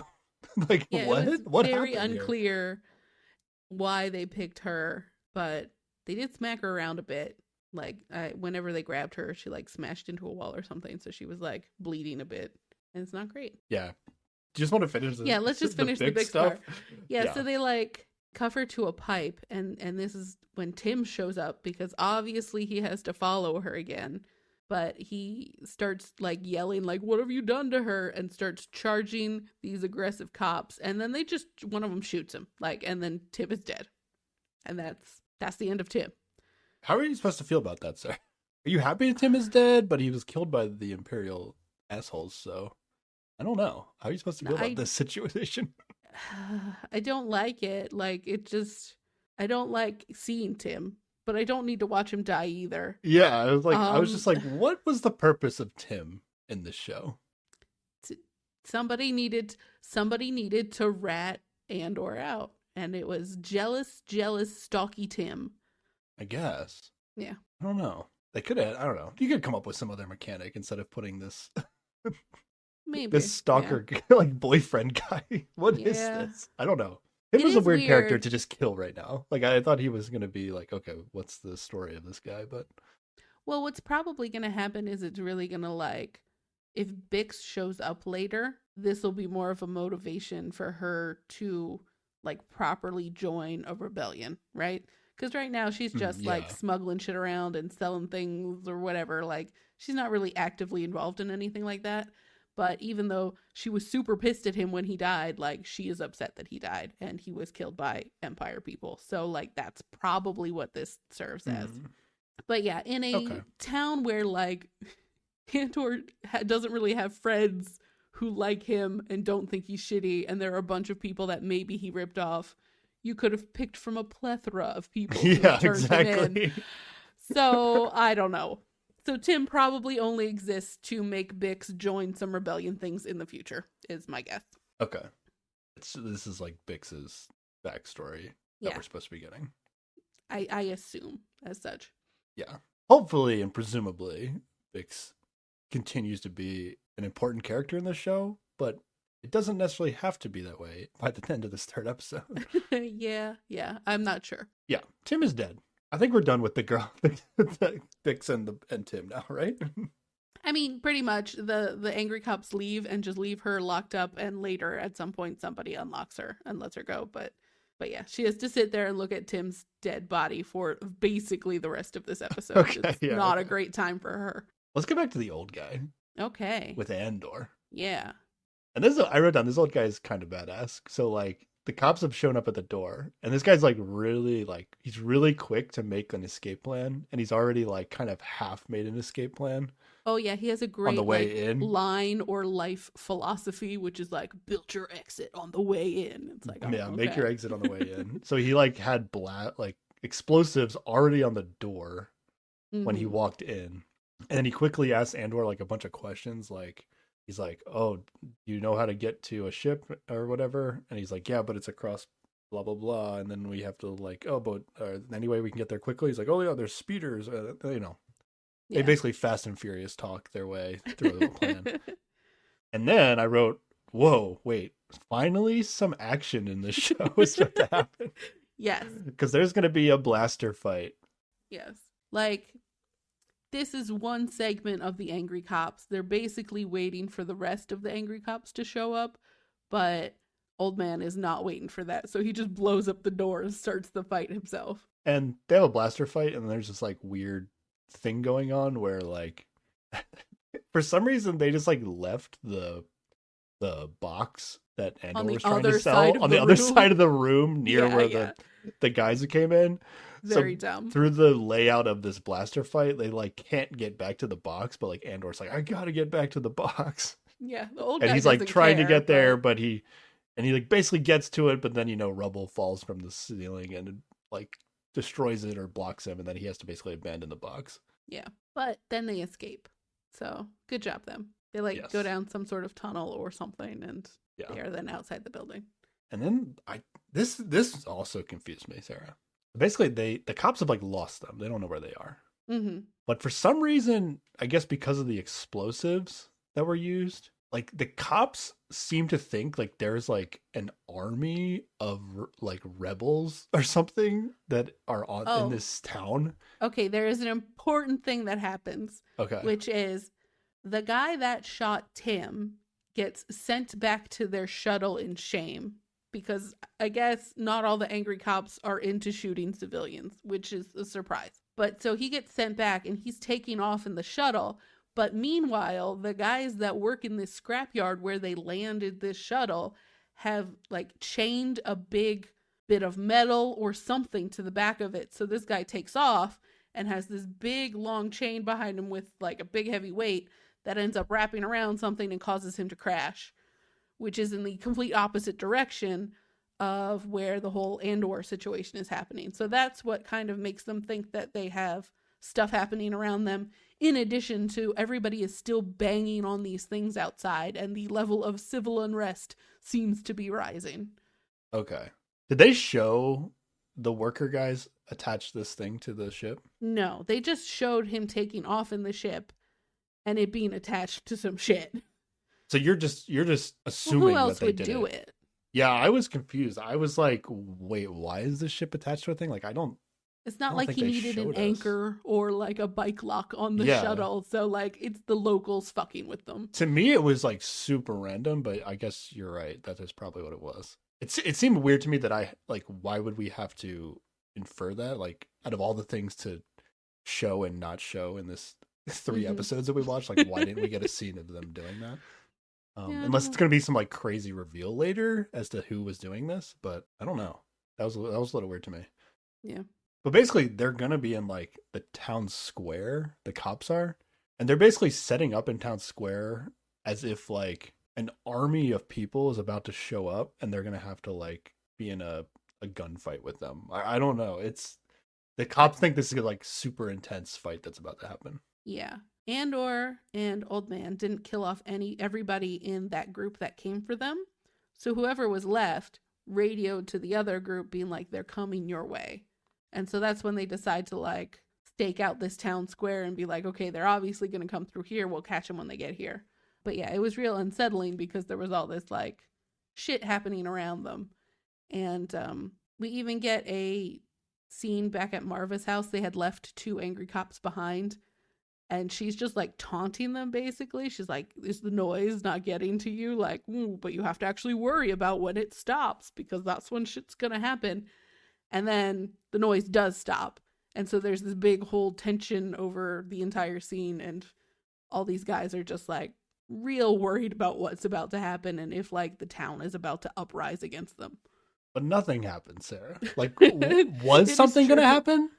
I'm so confused. I think it was just supposed to get in their heads, really, is mostly what it was. Because everything that does happen from here on out is Andor and the Old Man taking care of business, basically. It's nobody else doing anything. It came across as just the angry cops being scared, but in reality, it's just 2 normal dudes. Mm-hmm. But the town did its job of, like, getting these guys on edge, you know? And you think that's all they were doing? I mean, they might have been like, hey, maybe the sound was, hey, everybody get inside. Shit might be about to go down. That's what I thought it was. Yeah, that makes sense. But it does also serve a purpose of like, yeah, like intimidating this invading force. Okay. I mean, even if it wasn't meant to do that, it definitely did that. It did do that, I guess. But we did have guys in the scrapyard tied that one ship up to some stuff, and so there was at least some amount of... Maybe they did. Well, it 100% wasn't Andor or Old Man. Yeah, so it wasn't them. It was probably Brasso, because he knew that they were there for his friend. Yeah, we didn't see it. I don't know. It honestly, like when I first saw it, I was like, wait, is this just like an accident that happened? Like I was like, did this ship accidentally land and attach to something? It was weird. Yeah, they weren't super clear about it. But it's just in reality, it's just Andor and the old guy. Yeah. And somehow Andor and the old guy are gonna sneak up right behind the original angry cop guy. Who, by the way, only has his vantage point because he came in and started shooting at the people who live in this house and made them flee. Like, he's an asshole. But anyway. Yeah, he doesn't. He's out of place in this. He doesn't actually have like combat training. It seems. But yeah, Andor comes up. He's got a gun to his back of his head and just like gets him to answer about how many guys they have, and then they tie him up. Yeah, and the old guy says just kill him, but Andor is like, well, he doesn't say anything, but he clearly chooses not to kill him. I was surprised the old guy didn't just kill him himself. Well, I feel like part of that was he was just trying to intimidate him into answering the questions, because at first he didn't want to say how many, people they had with them.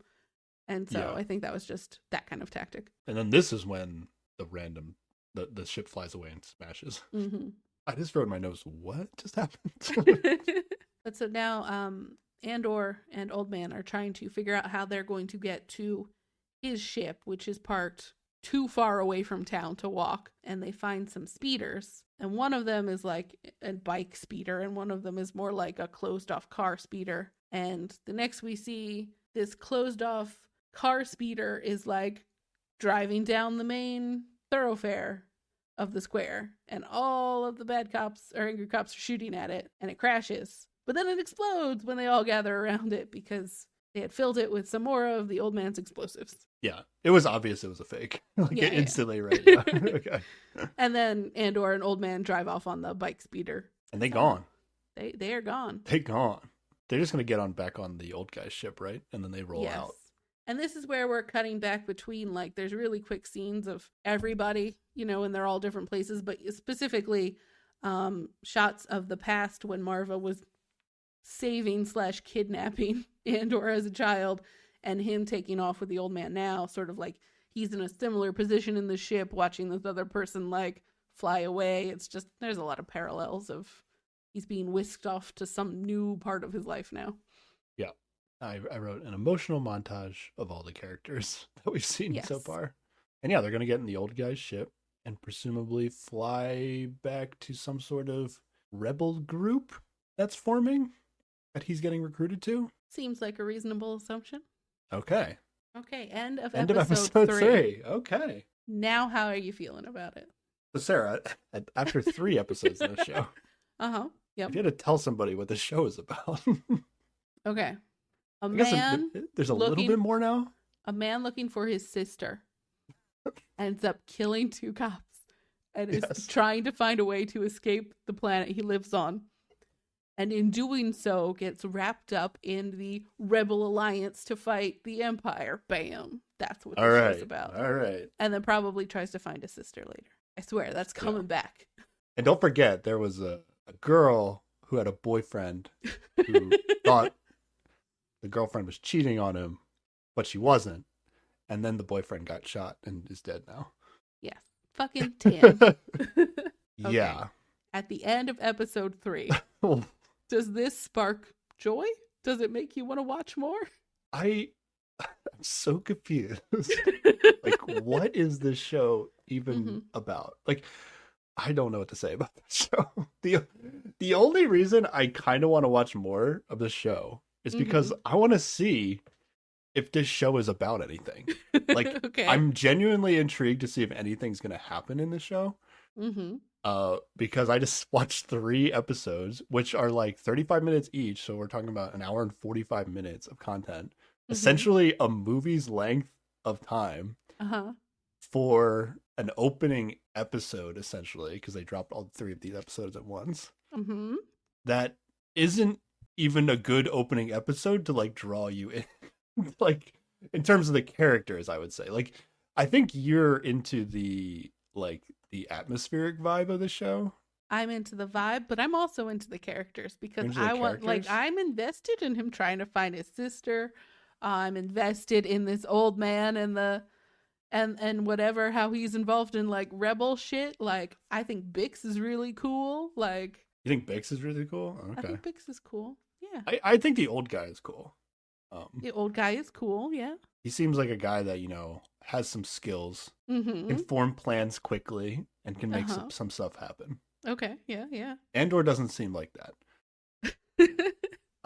So I don't know. I feel like I see the direction of the show and how it might be good. Like it seems like this is going like to be like some sort of Star Wars heist show. Ooh, amazing word choice because I have watched episode 4 and it does seem to yes, I think you are correct. Yeah, because it's just like Andor is a thief, but it's so stupid that we didn't get to see that he's a thief in these first Mm-hmm. 3 episodes. I'm only getting that from like reading the wiki and the IMDb Right. like blurb. Like Mm-hmm. that's why I think I know where this is going, but I have no reason to believe Andor has any skills solely from watching this show. Yeah, if anything, he just seems like a scavenger, really, is what the Yeah. show is Other than that, giving. he like got something pretty crazy that it's like, oh, how did he get his hands on this? And Yeah. presumably like he's lying about how he got it, and maybe he was a lot more involved and took a lot more planning and he executed it and it was a lot more impressive than what Oh, he's saying. I I don't think know. what he's saying is super impressive. Like, It is yes, impressive, but I yeah. think there was planning that was involved, but like ultimately it's the simple act of like just acting like you belong where you are, which Yeah. I think It's is still pretty good either way. an accurate way a lot of things work. But I would hope that, it still takes some level of planning and execution that he specifically needs to be recruited to steal some information Mm. or steal something in Yeah, the yeah, future of this show. I don't know, Sarah. yeah. I feel like, we've recorded my opinions on the Obi-Wan Kenobi series. Uh-huh. Yeah, yeah, yeah. And like the Obi-Wan Kenobi series is better than the first 3 episodes of this. So Hey, I'm okay, not thinking very okay. highly of this show right now. But like I'd say like what you didn't like about It was mostly the ending and like kind of the like, okay, why was the story important was that, but it at least did have like funny moments in it, which is I liked. hmm, Whereas this is like, okay, I don't understand why this is a story being told and it's not funny so far. So okay. that's kind of like the scale. But I can see where this is going to be good. Okay. I would have thought with like Obi-Wan it was more like there is a disappointment in what they have done with like a character that you're like familiar with and care about.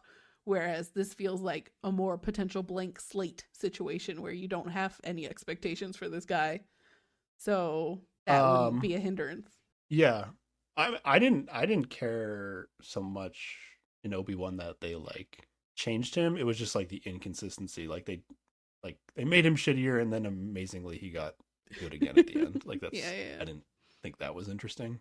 But this guy's like he's like, 10 times shittier than Obi-Wan was and he has no like redeeming qualities other than that he like didn't kill the guy, but he killed a guy earlier. So like it doesn't really add it's not I don't know. He doesn't really seem like a good guy at all in these early I would 3 say episodes.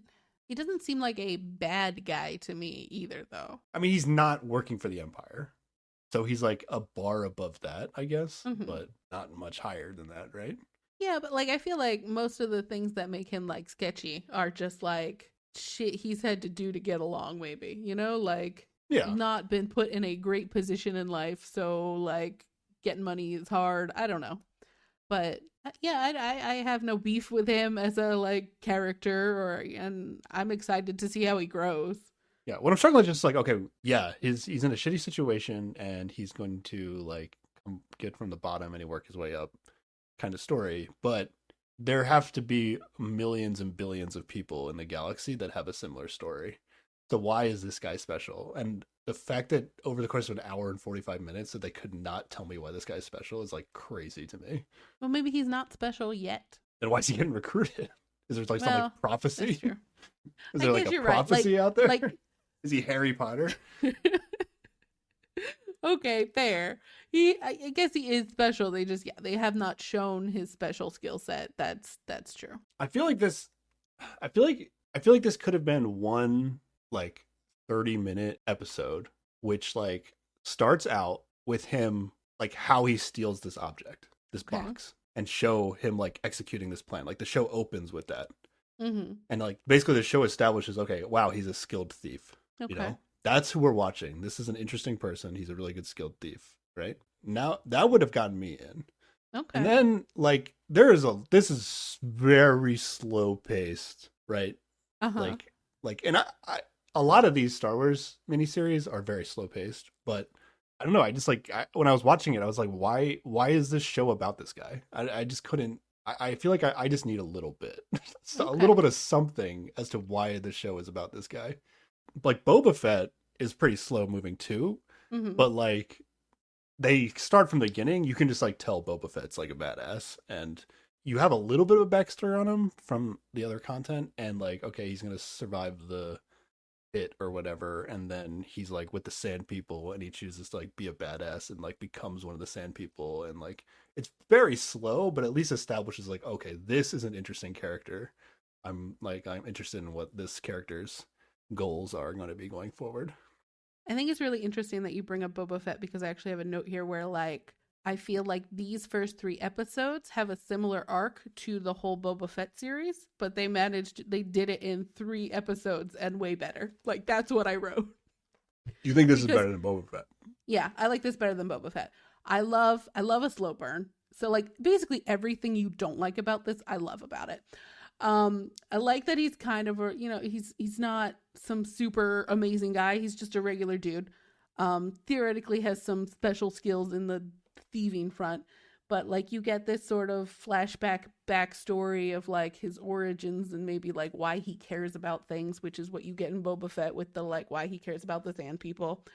You get like his establishing like how his existence and reputation in this town is, which is like a big part of Boba Fett and him like just like people know who he is, but he's kind of shit on or whatever.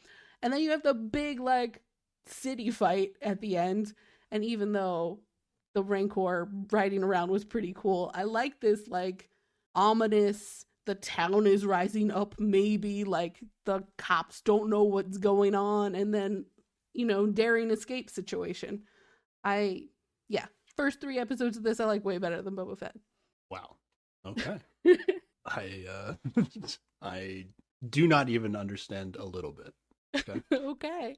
This is pretty crazy to me. This is not much of a fight. Like this action, and even in the end, like it was something because there was nothing for the first Mm-hmm. 2.5 episodes, but it really wasn't that much But it was action. also like this great tension, like action like that just happens because it's an like Fast and Furious stuff. I guess you're really invested in this. Like this town is some sort of like amazing town that is standing up to these guys, but there was no altercation to indicate that anything was going to happen. It was just like, oh, this is just an alarm system to tell everybody to go inside and hide. But it went on way longer than everybody was outside, right? Like people were already tucked away inside. And it did accomplish like freaking these guys out and disorienting them. And they did, somebody who was not our main character guy tied that ship up to a big whatever it was. Like there are pockets of potential already resistance going on. And anybody like making this ruckus, even if it is just an alarm system, is way more than we've seen in any random town in all of Star Wars when the Empire comes to town. Like everybody else just huddles and hides and does nothing. And these guys freaked these cops out. And like, I don't know that Andor and Old Guy get out of this as easily as they do without that. I don't know why it's interesting, but okay. We're just not on the same page on this. This is pretty No, crazy. not at all. I love this show. It's great. I can't wait for more. Okay, there's a fourth episode. Does something happen in the fourth episode of this show? I mean, everything happens in every episode of any show. Like, of course something No, happens, nothing but happened in it this show. No, in the first episode he Everything killed that some you said was dude. cool about the show had nothing to do with Andor. I'm just gonna point that out. Like Andor, the name of the show is Andor. Uh-huh. Nothing about what you said was cool about the show had anything to do with Andor.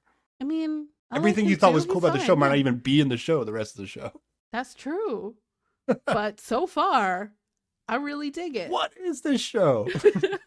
This show is a whole mood. That's what it is. I love the vibe. It's just serious people. Like, yeah, I don't know. Yeah, I love It's just it. not. I love No. Sarah, between this and Obi-Wan, am I even a Star Wars fan anymore? I don't know. Like I checked IMDb, like the ratings on the show are like pretty good. Or I checked Yeah, IMDb and Rotten Tomatoes. Like audience score, critic score, people are vibing with this. I don't Well, get it. like Star Wars is not one thing. Like you can love other parts of Star Wars and not this and still be a Star Wars fan. That, it's there is so much Star Wars content. Of course like the chances that everybody's going to like every part of it is like minuscule. So enjoy the parts you like. Don't I finish the show if you guess. don't like it. It's fine. I feel like I didn't have an issue with like a true issue with anything when Star Wars until like Obi-Wan, and then this just like I don't even have an issue with it. It's just like it's not even a TV show. Like that's how I feel about it. It's okay. The Ahsoka show will come out. You're gonna love it. That'll soothe all Maybe this other stuff. that could easily go bad too, though. I I mean, don't I'm think it I'm will. super negative on Star Wars in this moment, current moment right now. That's like a character that I really like, and they could Mhm. definitely destroy that character if they mess it up. But did you like her in the Mandalorian episode she was in? I did. She's a little weird in Boba Fett, I think, though, Mm-hmm. where Okay. she's like, I don't know, she's like more strict about the rules than even like Luke is in terms of like the Yeah, Jedi rules, and that I was a didn't weird. feel like that was really her character leaving Clone Wars. That's fair. So I was a little worried about that. That's fair. I did really like her in the Mandalorian episode. And she was just whatever in the Boba Fett episode. I think it'll be okay. I think they'll come out with a show that's gonna be good for her, and then you'll feel better about Star Wars. Maybe. At least that's my hope. I don't know. I might keep watching the show, but like it intrigues me how much of a nothing burger this show is. Like that's really like okay. Okay. What are they making here? Mm-hmm. I'm so Well, you intrigued to said find out if anything is going to happen that I might keep watching it, honestly. you did throw out the word heist, and you like heisty things. So does I that do. That's why I potential think it could be intrigue you? good. Okay.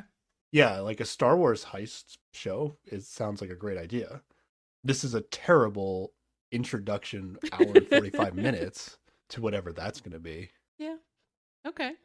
What this show should be is like he rolls in, there's a whole crew, like this should be like Money Heist in Star Wars. Like there should be a whole crew of people with different skill sets that he shows up to, and then he introduces him, and he's like, "What are your skills?" And he's like, "I don't know." Like he's like the guy who's like talented but doesn't know it, like kind of thing. And this is like like this is like the setup to. It feels like it's like a setup to like so many different like animes I watch or whatever. Mm. But they like establish what the show is in 20 minutes. Like, but this show Yeah. is like hour and 45 minutes. Who knows what this show is?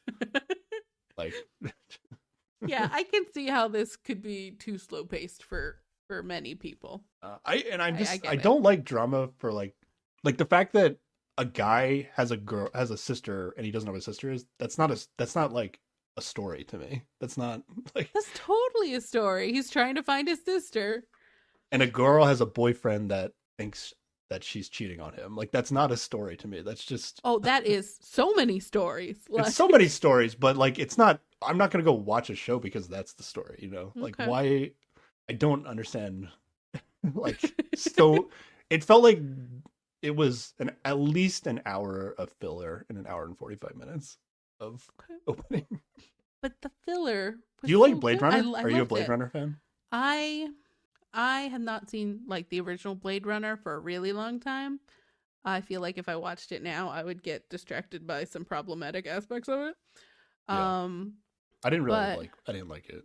So I I think didn't get like I it. liked it at the time. I liked, if nothing else, the atmosphere of it is great. And the same with the newer Blade Runner movie, the Ryan Gosling one. When The you say like it's great, aesthetic like of it is you want to live in this enjoyable. world? Like what? No, What's but great I about do it? want to enjoy a story told in that weird Interesting. Okay. futuristic dark gritty world. Interesting. Okay. To keep an eye out for shows like that or animes like that. God.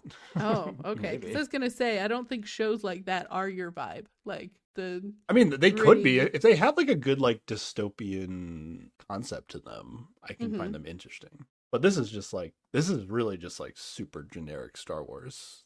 See, I feel like it doesn't feel like Star Wars, which is also kind of what I love about it. I mean, they're talking about Imperials and Yeah, but like nobody's running around with a lightsaber. It's like a lot darker, like grittier feeling than a lot of Star Wars. I guess I feel like I got that in Mandalorian. I mean, Jedi show up in that, but I mean, like Mando doesn't use a lightsaber. Yeah, but I don't know. There is still something inherently silly about this man who won't take his helmet off in front of anybody. I don't know. Yeah, he's part of he's basically part of a cult religion. Yeah, yeah. And you got Yeah. a cute little baby Yoda in that. It can't be gritty with a cute little baby Yoda. Well, the show's actually supposed to be funny and like be Yeah. entertaining at times. You know, like, okay. You don't want to listen to me shit on the show anymore. I'll probably actually keep watching this. I'm gonna be honest. Like, Okay. I look forward to your updates about how you continue to not like the show and how it continues to not be anything. I feel good about. I was able to tell from the previews that like I didn't need to watch this show, and I was right. I was right. I didn't need to watch this show. Okay. Okay. Now that I have watched it, like I'm pretty good about not watching shows I'm not gonna like. Mm-hmm. But now that I have watched it, it's such a nothing burger that I have to see like, is this show just nothing all the way through, or That would be a feat, huh? all right. I'm sorry I didn't like it. I did not necessarily expect I'll keep you to like updated it. on whether or not this show goes anywhere, in my opinion. Okay. All right. Screw the show. We're done with the show. Okay. All right. You want to know what we're So- talking about next time? Yeah, I'd like to know what the plan is for next time. All right. So before that, though, like, here's the thing with Apple TV Plus. Mo. Uh-huh. Like, actually. Yeah. So I unsubscribed from that shit. Mm-hmm. Not giving money to my nemesis Mm-hmm. anymore. Reasonable. But, you know, my subscription goes until October 19th, I believe. Okay, so you got a little time left. And I thought, you know, since I was already in, I should check out some other shows on Apple TV Plus. All right. Yeah. And I found a show Ooh. that we're going to watch next time on Apple TV Plus. Okay, what is this show? God damn you, Apple TV Plus. They're just gonna pull you right back in. No, What is I'm it? unsubscribed until Sarah Mhm. chooses a show and then I have to resubscribe. But Yep. I will forget about this Ah. and force you to watch something else. yeah, next time we're going to be watching Dickinson, Oh, okay. as in Emily Dickinson. Interesting. Okay. On Apple TV Plus. Apple Your TV nemesis. Plus. Now I watched this because it has the actor Haley Steinfeld. Mm-hmm. She plays Emily Dickinson. Okay. Tell me what else she's in. Oh, you want to know what else she's in? Okay. You keep mentioning her, and I have no. She's in Hawkeye. face. She's the new recognition. Archer in Hawkeye. Okay, didn't watch that. You haven't watched that. Try okay. again. She is in Pitch Perfect 2 and Pitch Perfect 3. Okay, I've seen In two. Pitch Perfect 2, she's the new freshman. It's been a while, but okay, I've seen that. Still can't picture. Have but you all right. seen Have you seen Bumblebee, the Transformer movie? That's a no. Nope. I've not All right, seen she's that the main one. she's the main character she- in that. But not the car. No, she's not the car. Okay. All right, okay, I know you've seen this. She's the voice of Spider-Girl in Spider-Man Into the Spider-Verse. Ooh, that movie's excellent, but also that doesn't show her face. I know. Still have no visual to go on. All right, I'll just watch the show, I guess. I feel like everything I've seen with her in it is something I liked, so. Okay. And then I was like, oh, here's a show I haven't seen that she's in. I'll watch it. All right. So I Sounds watched it. good. You know nothing about this show, right? I know that once I accidentally pushed play on the first episode and went, no, this is not what I meant to push. And it has forever lived in my up next on Apple TV Plus, and I haven't returned to it. Okay. That's it. All right. You know nothing about that. That's good. This is good. Yeah. Okay. Is there anything I should know going into it? No. Okay. We're cool. Okay. I think there are things you're really gonna like, and then there might be some things you don't like, and I'm Oh. interested to see what I will prepare- prevails will- at the end of the day for you. I will prepare my rant on historically accurate sexism in media. I can feel it already. Yes, this is what do you call these, period pieces? Yeah. Or yeah, I forget what year, but it's like right before the Revolutionary War times. Okay. And we're gonna watch 2 episodes there, 2 episodes. Got it. and they're about 30 minutes each, I think. I have to get to episode 2 to get the good stuff that you're gonna like, at least. So the first episode is all historically accurate sexism. I Got don't it. remember. I don't remember exactly what happens in which episode, so I don't know if there's anything you're gonna like in the first episode. But I think you're gonna be in by episode 2. All right, fair enough. But I don't know if that it'll be in enough to cancel out the stuff you don't like. So we're gonna see. I was about to say, I just want to know.